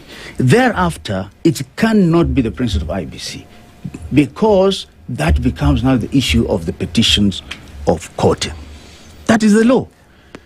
But a commissioner, yes, as a Kenyan, yes, one would hope that if you talk about a multi-agency approach, having police, EACC and judiciary, everyone working together to ensure that individuals that are running for office are clean, that if I, Dennis Aseto, come in with a checklist, having said that I have a stamp from EACC, that IEBC, one would hope, would even go further and speak with EACC because it is one government. All these agencies are in place to work for the people of Kenya, to just ensure that each and every single individual running for office Msafi kama pamba. Because today, Bwana Commissioner, if a report from EACC lands on your desk that one Mr. Wamudende ran for office with taint behind him, how do you explain to Kenyans that IEBC worked for them, that IEBC assured the people of Mbere that the individual they voted in office is deserving to be there, yet he is not? Dennis, I want you to tell me whether on the basis of the information before IBC violated the law. It depends on what information was before IEBC. What was before IEBC? All information was before IBC, except what you are telling me that was before IBC. It wasn't before How IBC. convenient that everything else except this was before IEBC. Come on, Commissioner, come on. What are we looking at here? It may be convenient or inconvenient, but you're not going to shove down somebody's throat something that was not within his or her knowledge. Which is why we're still asking the same question, which it seems a bit difficult then to be able to get the answer. Because what this does, whether it bears all importance on what would happen in August 2027, and that what you must do to instill confidence in the hearts and minds of Kenyans who depend on the Independent Electoral and Boundaries Commission to oversee an election that is not just seen to be, but is free and fair. So when we ask these questions, it's to do just that. That to say, if you didn't know, who should know? You know, what you are asking is whether we had this information or not. I've already answered that. And what Dennis is attempting now to tell me or to ask is, should this information come to our knowledge thereafter, what shall we do?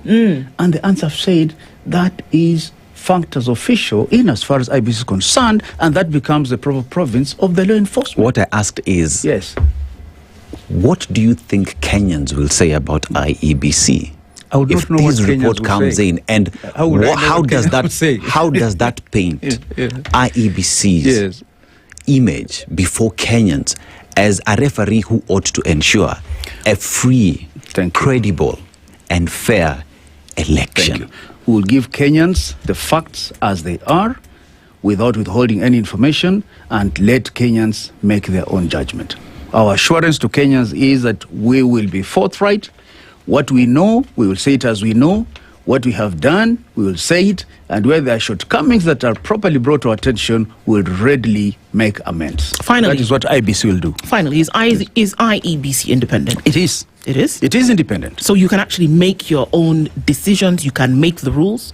We penalize Kasipul without asking anybody. That's independence. We didn't ask anybody. Okay. Yes. But in this other cases where now you depend on others to fill in certain blanks, you can't demand or request certain things to be done beyond their action? We do. We do. We have asked the police to help. We have appealed to the police. We have appealed to the political class. In my interview last time with JK Live, I appealed while I was in Magarini, and we agree that where IBC has done, there is a level beyond which IBC appears hamstrung, and rightly so because of the infrastructural comportment of the environment within which IBC works. Okay. Dr. Lutalala. You told me about Magarini. I have no idea what... you said there was violence in Magarini, where I was, and I was waiting for the specifics. Oh, did you not want me to send that to you later? Because our time is up now. We're at 6 minutes after 9 o'clock. And I can duly send that to you in terms of the summary of the report. I would appreciate that. Thank you. There's a lot to be discussed. There's still a lot to go into. The eyes of Kenyans are on the IEBC in terms of what's going to happen. And if this was anything to go by, there are many questions that are already popping up. So let's continue having those conversations. Dr. Lutalala Mukwana is a commissioner at the IEBC, has been here with us this morning. Thank you for doing that. More conversations continue. It's 6 minutes past 9. Good morning. 94.4 Spice FM, Nairobi. If we just gloss over issues and hope that time heals, then we may find that in generations to come, we might be back at the same situation. And the whole thing is born of stolen elections. Spice. When it comes to the decisions you make, you must be independent. There's no way you can allow one institution to dictate to you how you're going to conduct your operations, how you're going to decide cases. It's a no. When you weaken the institution to the point where they cannot take action, then you realize that politicians have to come up and now start dealing with the issues. That conversation has to die. Our politicians do not like the hard stuff. We must insist on the path of doing things right, whether popular or unpopular. Money changes hands. That is a fact. If you have political goodwill at the highest top, like in Rwanda, then corruption will be an issue of the past. If you don't have political goodwill at the top, we will pass laws, we will amend laws, we will continue passing laws and re-amending laws, and nothing will happen. This is the Situation Room, the only way to start your day. One of the things that are ailing our country is negative ethnicity. You find you as a state officer, instead of thinking as a Kenyan, you think like a tribal person. Let me tell you something. The biggest problem we have had in this country is a leadership deficit. There is nothing that you are going to do in the process of change if you are not a risk taker. So you really have to pursue your vision to a logical conclusion and even be ready to step on people's toes. When it comes to the economy, you can run away with it. They say statistics are like bikinis. They reveal a lot, but they conceal the vitals. And so government people would throw statistics at you and tell you they're revealing a lot of information to you, but it's really concealing the real vitals. We need to get out of that, because when we want to grow our democracy, one basic thing that really requires to be understood by the political class, by all of us, is institutions are critical. This is the Situation Room, the only way to start your day. In this country, 6 families and 8,000 Kenyans control 90% of the GDP. We are not a country We are a plantation. We work for Ruto. When you're telling the judges court orders are papers or they will not obey court orders, they're sitting and you're seeking orders from them. So how are they? That seems to be under some control somewhere. You start questioning. We have very powerful governors, but they don't use their offices to serve the people. If you are not shameful to do what you are doing, why should we protect you? I'm human. Everybody's human. So when you're told, kuja tuongee, I mean, you'd be a fool to say, staki kuongea today. Conversations have to be had, you know? People in leadership should only go into leadership if they are ready and willing to change the lot of the people. The Situation Room, Kenya's biggest conversation. The following takes place from 6 a.m. to 10 a.m. every weekday on SpiceFM. SRC's mandate is constitutional. It's not an advice. It's actually something you must do. Must do. Like now you abandon, of course, the narrative of wheelbarrow, Mutua Mjengo, Mama Mboga, and all those, that narrative, that rosy narrative. Your expenditure is 3.3 trillion, and you're collecting only 2.5. Out of that 2.5, you're spending 1.8 trillion to service loans and so forth. That the CDF kit, it's in itself a symptom of corruption. This is the Situation Room. The only way to start your day. I've got a plan to make my investment portfolio more diverse than a DJ's vinyl collection.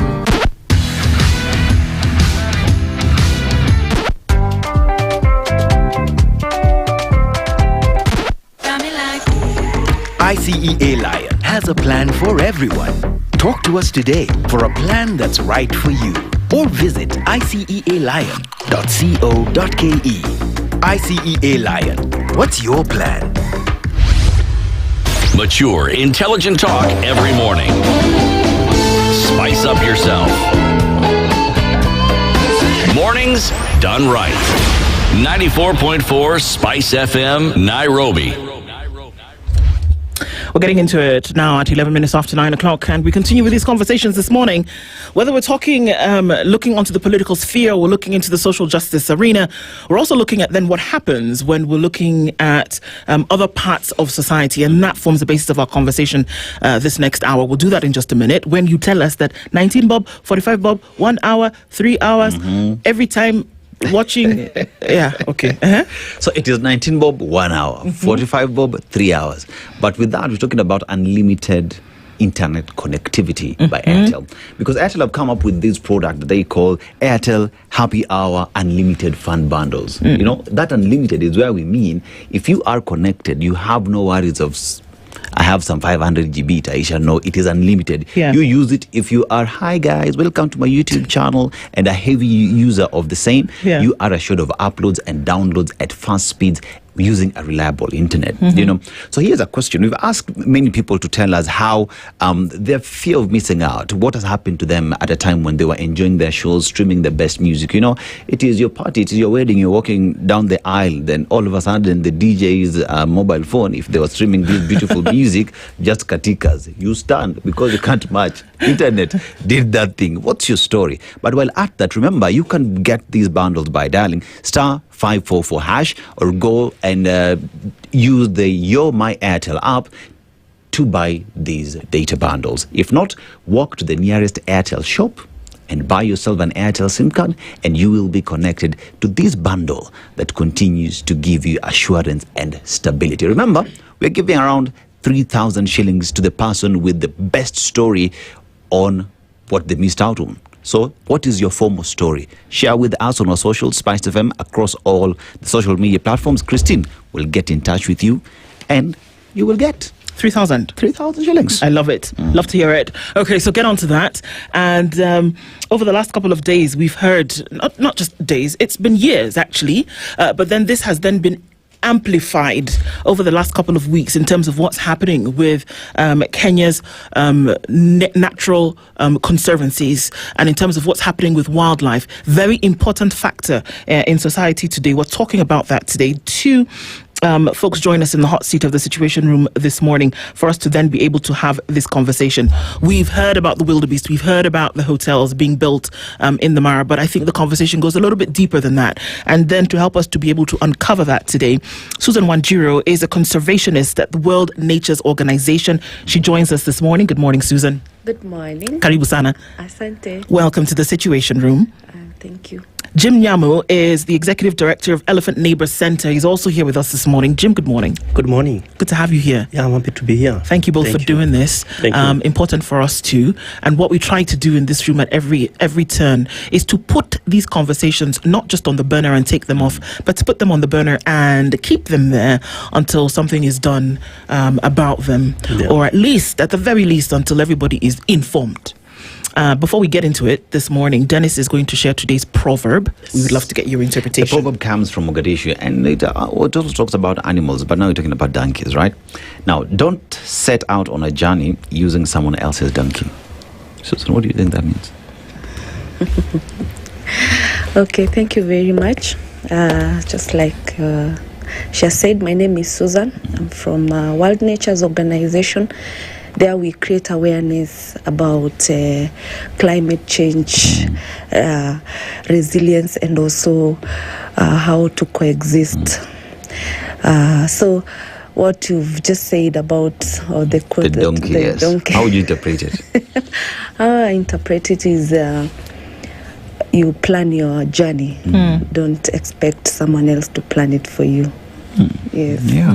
Justice. Yeah, I like that. I always ask people, if you are given an opportunity to come back in this world in form of an animal, which animal would you choose to be? And it happened that my favorite animal is the one that you're giving proverbs, the donkey. Oh, okay. We actually all donkeys, in a way. That's why we have to no one should set a goal for everyone.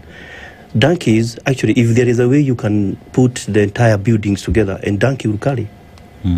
So actually, as Susan says, it's very simple that you have to identify your own path. I'm a believer of establishing my own path. You know, here in the KTN, when you were just discussing about the path that you have created, you have to follow that path for some reasons. Well said. Kabisa.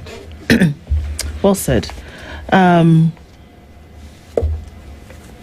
Let's look at what's happening to the west of Nairobi, in the Mara. And this has come to light when obviously the pictures that made their way into a lot of socials of the wildebeest following what would be a normal natural migratory path were met by fences and walls. And so this screamed one thing, that we do know that within the Mara Conservancy that there are hotels, there are buildings, there are camps, there are sites where people can go in and, enjoy the wonder that the Mara is. But never has it been like this. Why should this surprise us that it's happening at this time and that it's not been there for very long? But why should this surprise us that we see wildebeest in their numbers trying to shove up against the wall, which was not there before? We'll start with you, Jim. Thank you so much. I am so delighted that we are discussing this. I will not call the elephant in the room. I'll take care of the elephants. Because we've been discussing these things quietly, and I want to say thank you so much, Kitty and Spice, for giving us these. We never ask you to give us an opportunity, but you called us. That one thing shows that you matter most. I've been in conservation for the last 25 years now, and the issue of Mara is basically a thorn in flesh. I would put that into first understand, is Mara a national park? Masai Mara is not a national park. It's what initially used to be called a game reserve or a national reserve. It is manned by the county government responsible, and this is the county government of Narok. However, Kenya Wildlife Service, I'm a honor warden for Kenya Wildlife Service, and they look at the wildlife respective of where they are, and they also issues to do with regulations. But when it comes to the development of the park, it's not KWA's mandate to say build the hotel here or look at this thing here. To them, they look at the ecosystem management. Of course, they have to work with the county government. Now, this story of building the hotels, this is actually a replica of what is happening in our in our national reserves. It's very unfortunate, and when I mean unfortunate, is that 70% of the wildlife in this country, they're outside the protected area. Mara, as much as it is a reserve, it's not a protected so per se. National parks are purely protected. We have all our landscape where we have the highest number of wildlife. They are not protected. I mean Masai Mara, which hosts close to 3,000 elephants. And then Laikipia Saburu, which hosts the second largest population of the elephants, 7,000, is not protected. So the same thing that is happening in Mara is happening in Laikipia. Now Aboseri has now joined the wagon of non-protected area. Very soon, Aboseri had only 3 hotels inside, or 3 to say. Now, already they started now coming in. In fact, one is actually blocking the corridor between Arusha National Park and Aboseri. So what is happening in Mara? I was meeting the current ambassador of the Belgium in a studio somewhere, and he said when he came in Kenya, Mara had only one lodge. This is governor's camp. This is 30 years ago. Today we have more than 200 hotels, lodges, and camps. What has happened all of a sudden? We've started now, instead of looking at the ecosystem, we just want to build. This is what is called the haphazard plan. And what is happening now, the animals are not in the park. Most of the wildlife, they're outside the park. And when they're outside the park, where are they? In people's land. This is now what you call the human-wildlife conflict. So, the reason why all these things has happened is the poor governance, the leadership. Today Mara is very expensive. Looking at the trades of the wildebeest as they be coming for the last 5 years, they've been reducing in numbers. You've seen even people fighting the Tanzania, saying we are blocking the corridor. We are actually blocking ourselves. Tanzania has nothing to do with us. It is us blocking the path. And I think it is a high time we discuss this matter, whether one is going to agree, but at least at the end of the day, there is always something called the management plan. Aboseri, we have a management plan. How many hotels should be within the ecosystem? Why do we put another one? That means we corrupt ourselves by ensuring Susan or so-and-so has more power to build a hotel along the corridor. We lost the Third River corridor from Tanzania. That one is gone. Now we have built another one, the Marriott Hotel. It's good to say these things. It has blocked. Who issued the license to block the wildlife? Do we give room? Do we understand the animal movement? Okay, so Susan, do we actually see, because we can see pictures, but you know how people can say, well, you've seen a picture, but that's not actually the case. So maybe you can tell us that, do we actually see that this particular hotel has been built in the migratory path of the wildebeest as they make their annual migration from Kenya going towards the Serengeti, Tanzania side? Do we see that there's a blockage of that path with this hotel? Yes. That was not there last year? Yes, it's there. Okay. Also, you can see it through the animals' behavior. When they want to move, they tend to come where the community is. They're fighting for the resources that are there, the space, the land, and the water. So you can see indeed, human, we've lacked what do I say? We've lacked the boundaries. We don't know where to go and where not to go. So you find most of the time the animals will fighting back for their space. Where is the route, the traditional route they would use to migrate. So they know this route? They know. They don't forget? They don't. What do they go to do? It might sound like a silly question, but I'm going somewhere with this. What do they go to do in Tanzania, Serengeti, there? What do they go to do there? Because they migrate, but they come back. What do they go to do on the other side? Of course, they're going to their normal routine where when this other side there is drought, lack of water, they will move on the other side to go look for the same. Yes. So this is a route they've used for a very long time. Then we have people coming up with lodges, like human development. Okay. So it's habitual. It's habitual. Yeah. Susan, okay. So when you talk about these migratory paths, let's just also ask a silly question, yeah? So these paths have existed before anyone. Yeah, sure. These have been paths for these animals for thousands and thousands of years. Exactly. We found them there, right? Yes. But when you talk about the development that is happening here, you look at the county government as is in terms of issuing licenses, as we've been told, right? But then again, when it comes to the construction of the same, we have other bodies now that belong now, one would say, to the government. So we have the NEMA, National Environment Management Authority, and there's something called the Environment Impact Assessment, right? Results that have to be given to look at how that would affect the environment, right? You have the National Construction Authority as well, who have to ensure that these buildings, whatever is being put here, is of structural, is of sound structurally, right?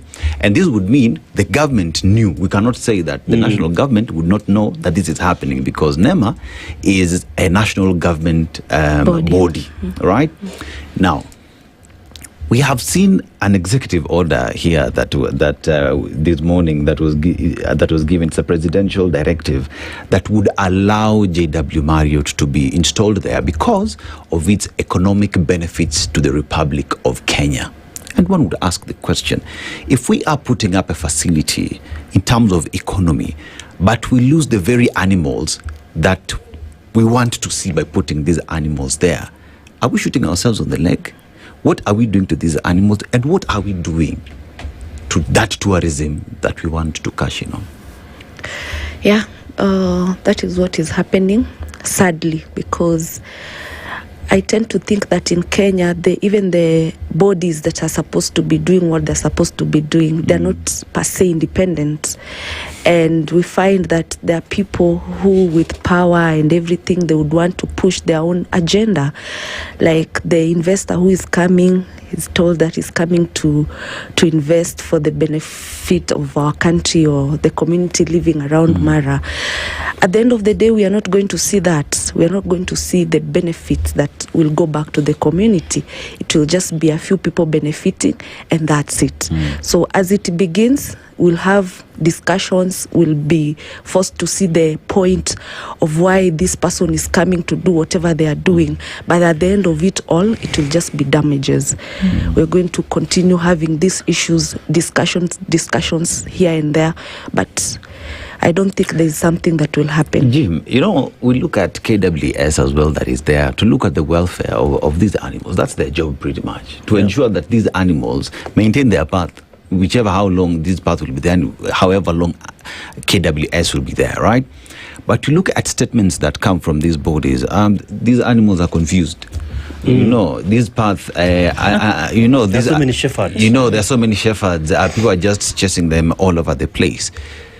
Do we have a body that understands its role and its purpose? Thank you. As I said earlier on, the role of KWS, and you can actually see, like Kipia, Abu said, they all, in terms of registration, they are not in KWS herds. Only animals that are inside them. And those animals, it's like me taking care of your daughter. You are taking care of my daughter. I cannot do much when she's in your house. So KWS may not, I just check. When we had rumor of an investor who want to invest in Nairobi Park, they couldn't do much. It's just a park. Susan and I were discussing about we need to go back to basic. Why do we have the park? What are do's and don'ts of the park? Here, you just mentioned clearly the NEMA, the development agency, and the county government.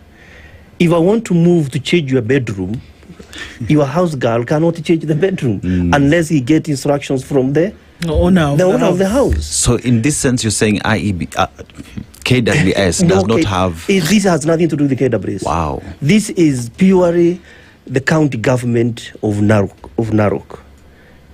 And we are now looking at what is happening in Narok, in Masai Mara, is a replica of what is happening in Saburu and what will be happening very soon in Aboseri. That means our non-protected areas, and when we talk about the future of wildlife is outside the park, I do not see it. In fact, we talk about the 70% of the wildlife, they are outside protected areas. Okay. That tells you we will only be able to conserve 30% only in Mount Kenya, Aberdares, and the Savo, whereby, and Nakuru, whereby it is closed up. Okay, so it's evident, it's established that the protected areas in Kenya where you can't come in and do any of this are parks. Right? Are there any other areas outside parks that are protected? We have conservancies, we have reserves. Are conservancies and reserves protected in any way? And they fall under the ambit of the county governments, yes? Yes. Yes. So in order to have such things, then they need to be parks, is what I'm hearing. The thing here is, and we have to agree, we have to respect the professionals. You know, in this country, we don't respect professionals. Everything must be politicized. 2 years ago, we were struggling to have the Kamnaro back to be a park. 5 years ago, we were discussing to have Lewa Down, not the Eland Downs, a land that was left by Moi, to be added into the national park. People refused. The local people refused. You know, anything that is a conservancy is not in the KWS per se.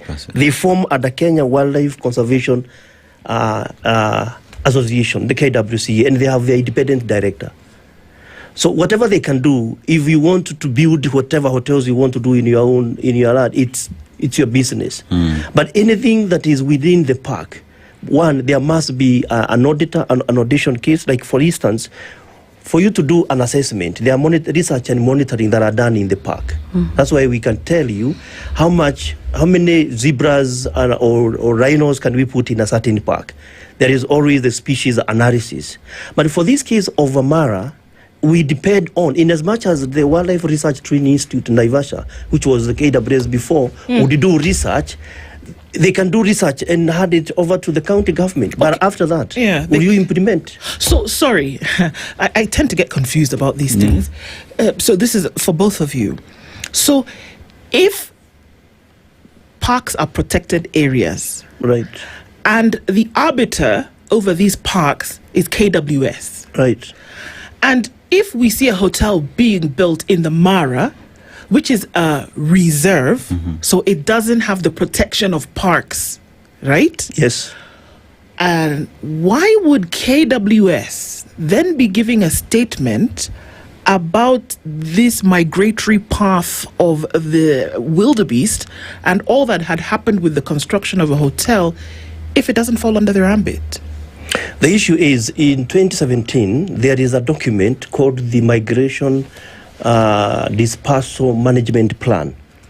This is a document showing all the movement, the migration patterns. Remember, the other side of the Tanzania, Serengeti, is not a reserve. So KWS at some point must come in Mara because they are dealing, the Mara, these are two entities. Here is the county government and the other side is the national government, the park concept. They can only issue that statement based on the understanding of dealing with an institution, the other side. However, as you agree, you know, there are things that, and Dennis, if you sit in a certain position of power, you know what I mean? There are things you look from an angle and understand where are we headed. Here we are discussing, I like what you introduced, this is a room for solution. I think you said solution. Actually, we are not solution. It's actually a room to educate our people and educate ourselves. I like those basic questions you are asking. Let's go in and understand the thing that is happening in Mara. How comes it is not happening in Sao? It is because of the underlying registration. But as it is, and I like what Susan mentioned about the habitual movement, you ask her, why are these animals moving to Tanzania? Does it mean they have not found food in Kenya? There is habitual movement. There are 5 reasons why animals would move. One of them is mating and calving down. As we speak now, where are these wildebeest?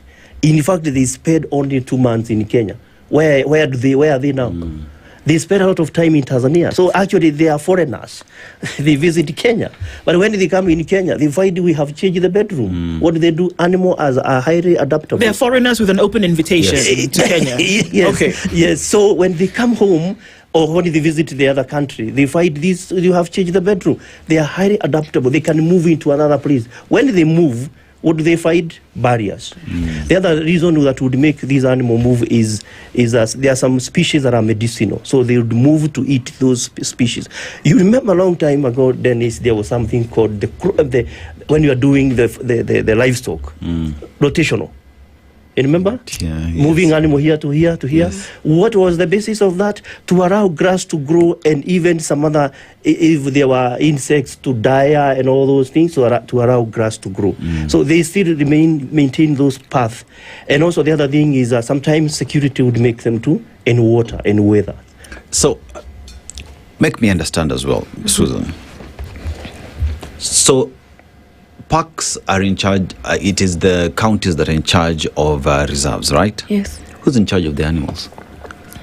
The KWS. KWS. Yes. That would mean then that if KWS is in charge of the animals, then that would include the entire welfare of the animals. Yes. Including their movement? Yes. Including their movement, right? Yes. Therefore, KWS should explain why this path is critical for the survival of these animals. Yeah. Right? Yeah. And KWS is a national government agency. The custodian. The custodian, right? So if KWS understands the importance of this path and why it should be maintained, why are we seeing county governments issuing licenses, or the national government issuing presidential lifting bans to allow these facilities to be set up in these parks, yet another government agency that understands these paths is equally saying hawa wanyama lazima wapite hapa. What is happening? Mbona ni mchanganyiko ieleweki? And that's why we are speaking, Dennis, about human wildlife conflict. There is a way animals are behaving, which is their tradition. And then there is this human being who wants to do some development. He feels I can go to this extent. And that's why we are saying we need to have limits as human beings. We have to preserve these things. These are God-given, and we have to have boundaries. So you find KWS is being brought, or rather is being controversial because they don't know, they're already compromised. Someone is trying to play with them, say this, do this. So they're not speaking on their own. Okay, because let me try and understand. Right now, there is an inquest going on, going to trial very soon, about the disappearance of a young man on the 18th of January in the Lake Nakuru Park area. He is said to have been arrested in the company of other people because they were fishing illegally in the lake, right? KWS. Why would KWS go to that extent? And this is alleged, of course, because it's still in court and all of that. But why would KWS go to the extent? And there's some people who are serving sentences right now for that. Why would they go to the extent of arresting people for fishing, but then not call out something as grand as an international hotel being built that would interfere with the migratory path of wildebeest, who, by the way, we've not even mentioned it today, form the eighth wonder of the world. Yes. Not the eighth wonder of Masai Mara, the eighth wonder of the world. So why would KWS, who, as Danish has so nicely established, that they are the caretakers of the animals, why would they pay so much attention to a man who was fishing in the lake, and then not so much attention to hundreds of thousands of wildebeest whose migratory path has been altered or encroached on? Why?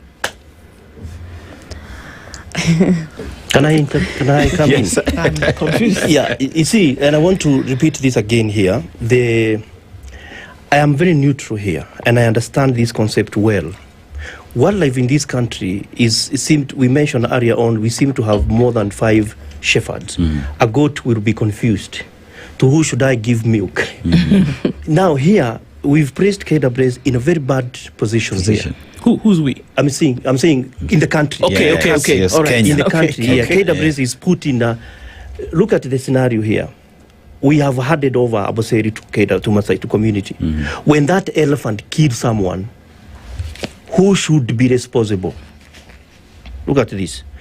Now, the park concept says, and I'm answering the question about the fishing, though that case is still in court, that if somebody is found in the park, park's rules and regulations says no one should be passing through the park. Reason why? They are lions, the hyenas, they are these animals that can kill you. But when people say it's a game reserve, if you go to Mara today, you may count so many cows more than the elephants. Yeah. Look at the confusion. If that elephant, animals do not know whether this is a park or a reserve. If I am killed by a hyena in a reserve, the concept is the same. I will die or I will get a wood. Who is going to be answerable to this compensation? KWS. But look at the registration. Like the case of Mara. Now, we've asked ourselves, we are looking at why KWS would not make a lot of noise when it comes to the establishment of the blocking of the corridor and the fishing. Look at Nakuru and Mara in terms of registration are two different cases. Nakuru is purely the park. Yeah. And the fish industry there that we're discussing, the fish found in Lake Nakuru is not suitable for human consumption. And we've discussed this, and the ichthyologists, specialists have talked about that. But they've been pushed. So KWS, a ranger like you, if I'm a ranger myself, if I'm given authority to man here, I cannot allow anybody to pass there because of what? I have been given, I'm guided by the rules. Now, the case of Masai Mara, it is basically, and I said earlier, it is beyond KWS. Look at this. If you build a hotel in a Nairobi Park, the economic the social analysis in terms of the movement of animals, it will not be called the environmental impact assessment. It's going to be given another name because you are not dealing with the human there. You are not dealing with monitoring of a species, how they are moving. But for this case of Mara, look at this.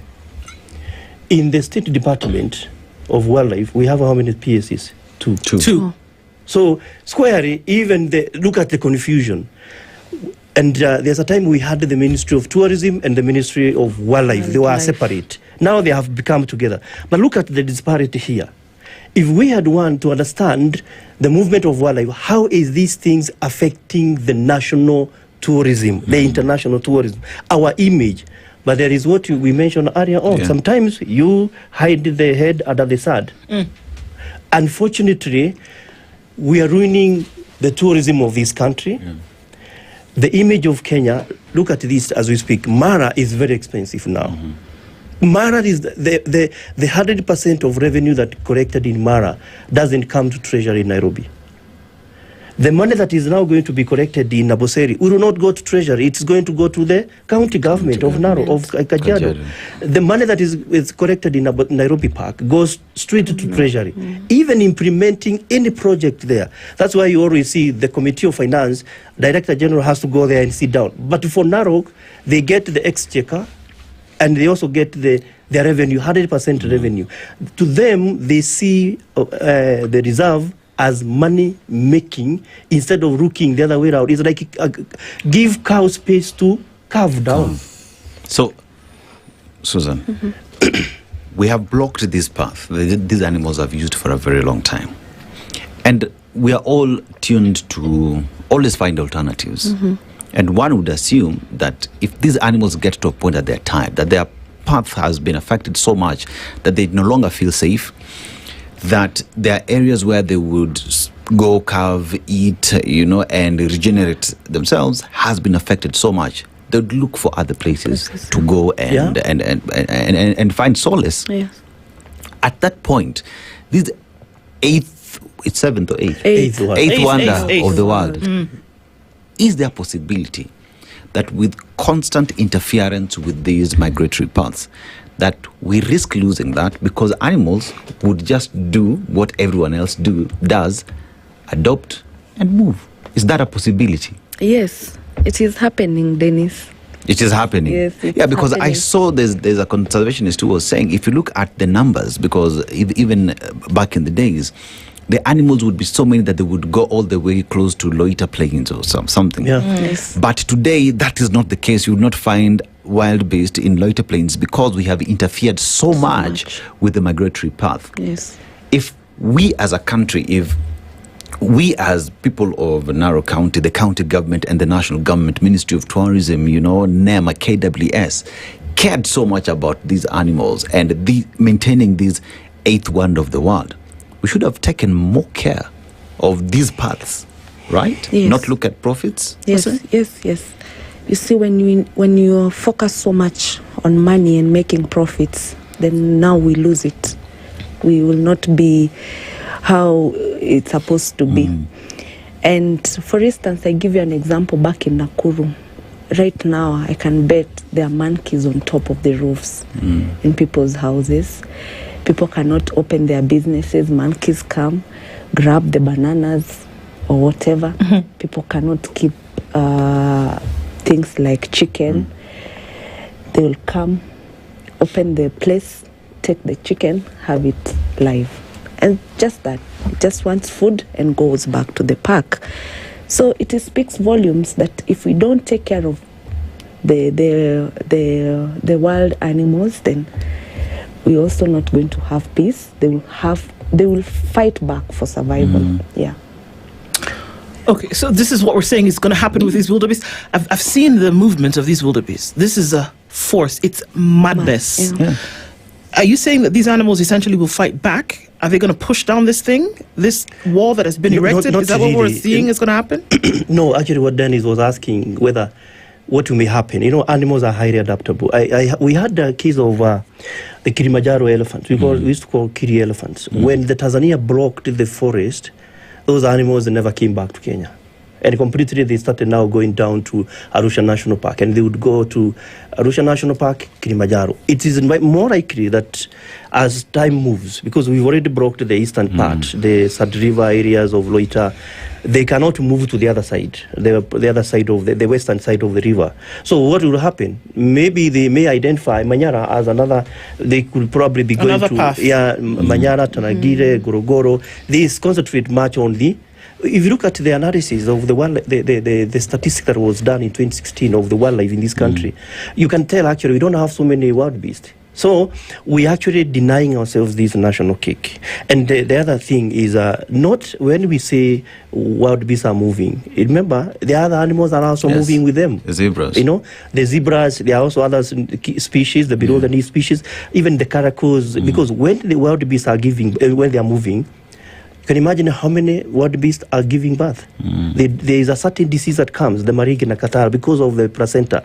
So hyenas, their work is to go collecting the placentas, the weaker ones, the placenta, Scavengers, and then the wild dogs look at the weaker ones.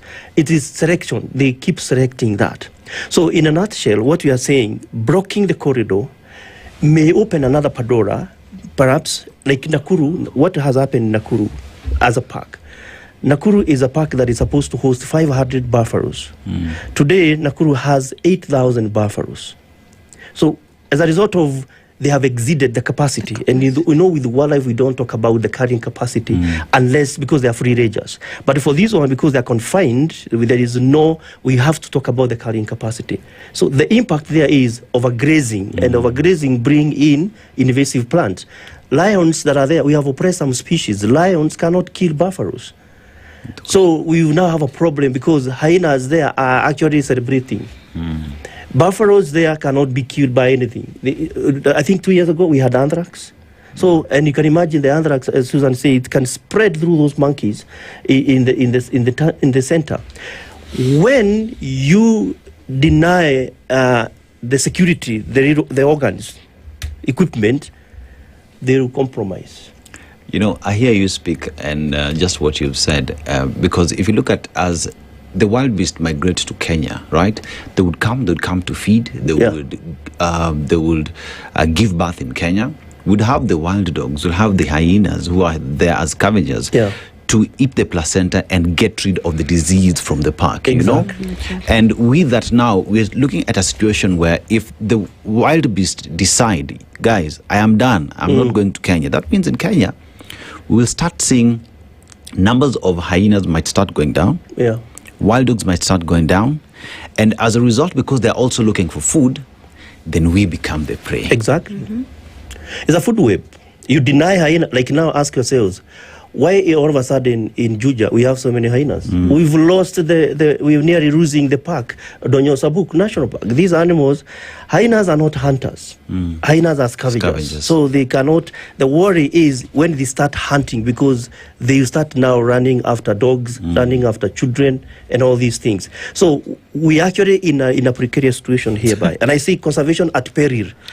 Because when you push this one, it push this one. We are now ready, and we must agree. I'm leaving for state today, and the thing we're discussing is the aspects of the zoo concept. We must agree that now we have to go the zoo way. Mount Kenya is a zoo by itself. There's the animals; those animals are not moving to Abadeas. We used to have them moving. When we confine in 1988, I was doing an research on effect of confining wildlife, like in Nakuru. Nakuru is a zoo by itself.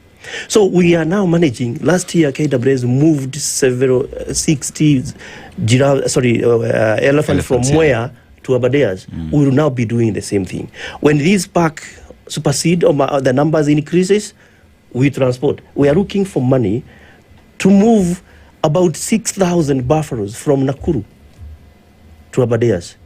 This issue of Mara is just a drop in the ocean. The challenges that are there, if you go to Taita Taveta and the Savo, is massive. The issue of fencing. People want to graze in the park. And others are like, no, don't, let's put this fence so that because we have farmers. How do we manage or to balance all these things? Who do community listen to? Do they listen to the managers or do they listen to politicians? Susan? Yeah, I feel if we can come up with structures and also create awareness and education to our community, and also they benefit from the conservancy because they don't see the use of it. It's just a closed place. We're told not to go there, but what are the benefits? I go back again to Nakuru County. We have young people fishing at the lake. They get in there early in the morning or at night and come out. They've been beaten, maybe they've met killed. Some of these people, if you ask them why they go there, it's because why is it closed?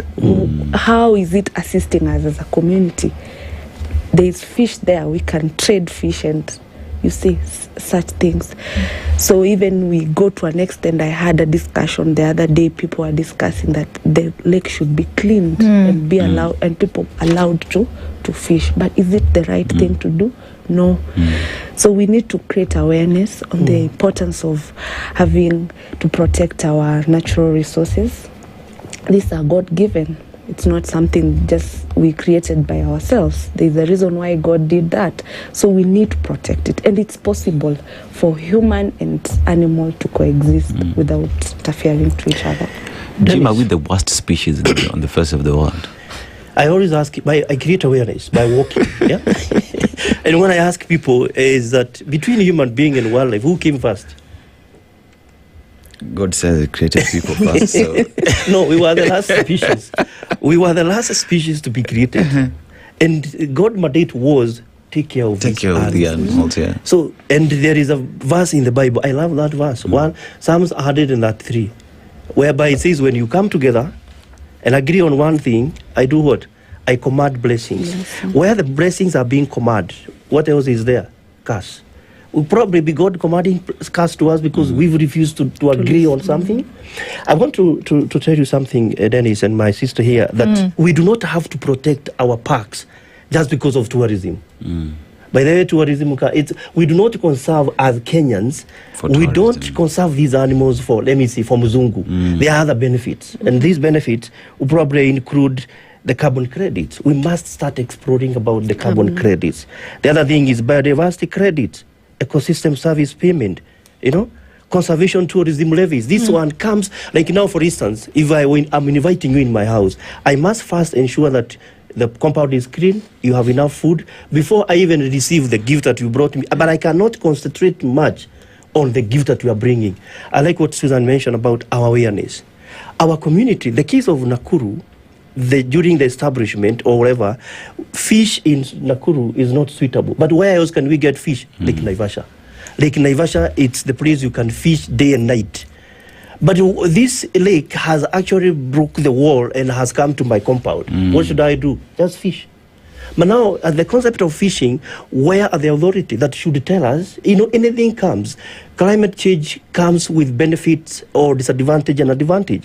We lost flamingos in Nakuru and in Natron and Magadi. But in Boseri, a place we had flamingos in late 20s. They are there. So it balances. Now, the fish have come to, like in those areas of Kwaroda, they have fish. So what should the authority tell us? Please, before you start fishing, let's first check whether this species is good for us. Maybe we could be ignoring this, and the next, maybe that years, we have cancer and other disease. That's why we have to create awareness, and we need the authority. The fisheries, they need to come out seriously. The county government, let us not feed people with poison. Yet because we need them. We may not need them. We may be saying we need them, but they soon we may be having voters who are sick. Okay, so what I'm hearing, and then maybe Susan, you can add to this as well, is that, so what has been brought to the fore is this whole wildebeest thing and how it's, of course, it's a pain point, and folks are saying, bring down the hotel. I like your commitment on the wildebeest. Yeah. And hear me, what I'm saying is that is what has come to the fore.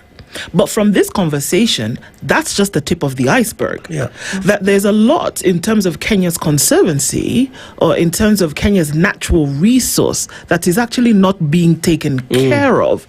And that's why something like this migratory path whole fiasco can go and slip under the radar. Because if we were paying attention and really focusing on these things, then something like that would not have passed through so quickly. True, Susan? Yes. How better then should Kenya be taking care, in addition to what Jim has said, how better then should Kenya be taking care of its resource, this thing that is revered around the world for them to want to come and put a hotel in the thing in the first place?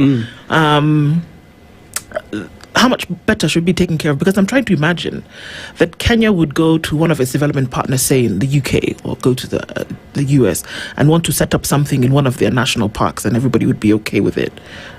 I doubt that would happen. But how better can Kenya take care of its own resource? Okay, like we've said, we just have an awareness of the importance of having the wild beast and the conservancy processes. Because if we don't do that, then we are sitting on a time bomb. And like I'm still insisting, there's a reason why God did what he did. And like what Jimmy has said also is, let us have boundaries. Let us know that it's our own responsibility to take care of the parks and everything. I would add by saying I like what we do. Have we lost hope? And what should we do? I would maybe summarize and say, we need the strong governance. Strong governance, people who are committed. We must be first sincere. Let's be sincere ourselves. Why are we conserving this? We are conserving this for the next generation. I came with my daughter, and she wants to see these animals that we are conserving so difficult and so hard that are conserved. We must be sincere to ourselves. Then the other thing is that we must have transparent benefit sharing. If there is benefit that is coming from wildlife, let's do that with transparency. KWS sometimes back had 60-40%. The 60 would go to the national government, the KWS, 40 would go to community with clear arrangement. But everything now changed. The entire money goes to the treasury. The other thing is land use planning that respect wildlife corridor. We must, it is there. We must be committed to that land use planning. And the other thing is continuous scientific monitoring. Like the way I'm mentioning Nakuru, how it is. Look at the species movement and all these things. And the other thing is, which is fundamental, meaningful communication and engaging community properly. And when we mean community, we engage churches, mosque, everybody, including our politicians, our MCA, the chiefs, everybody. Let's first understand, particularly the people who comes from let's say Lake Nakuru. Without this Lake Nakuru, can we survive?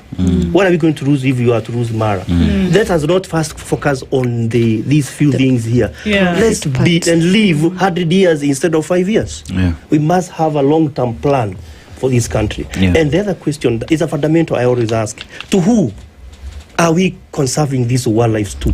For who? And for who? Are the people who, those who, are they concerned that we are concerned about their survival?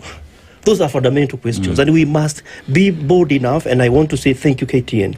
Let's continue this discussion. Let's engage. It happened sometimes in Malpai. I visited Malpai in California. These guys, what happened is, they were the local Maasais. They subdivided the land. Then they realized it is so difficult. They had to amalgamate the land. They came here. We took them to Magadi. I love Magadi, Shompole. It's a place where you find serious conservationists, locals. Let us learn, not from the mystic, or we made the mistake long time ago. Let's look for the best practice and move on. Absolutely. I mean, this started out as a conversation as why has somebody plonked a hotel in the middle of the Mara? Yeah. But then it's clear that there are many resources that Kenya has that must be taken care of by all parties that are involved, whether it is the service, whether it's county government, national government, community, and I think, whatever the case may be, and all of us as well, so that it can be left to somebody in the years to come. Thank you for being here to have this with us, and we look forward to more. And to keep the conversations on the burner.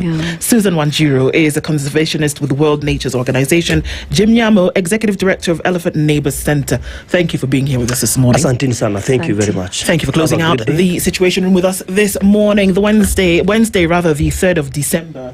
Our conversations continue. Good morning. It's 10 a.m. Around the world, 94.4 Spice FM.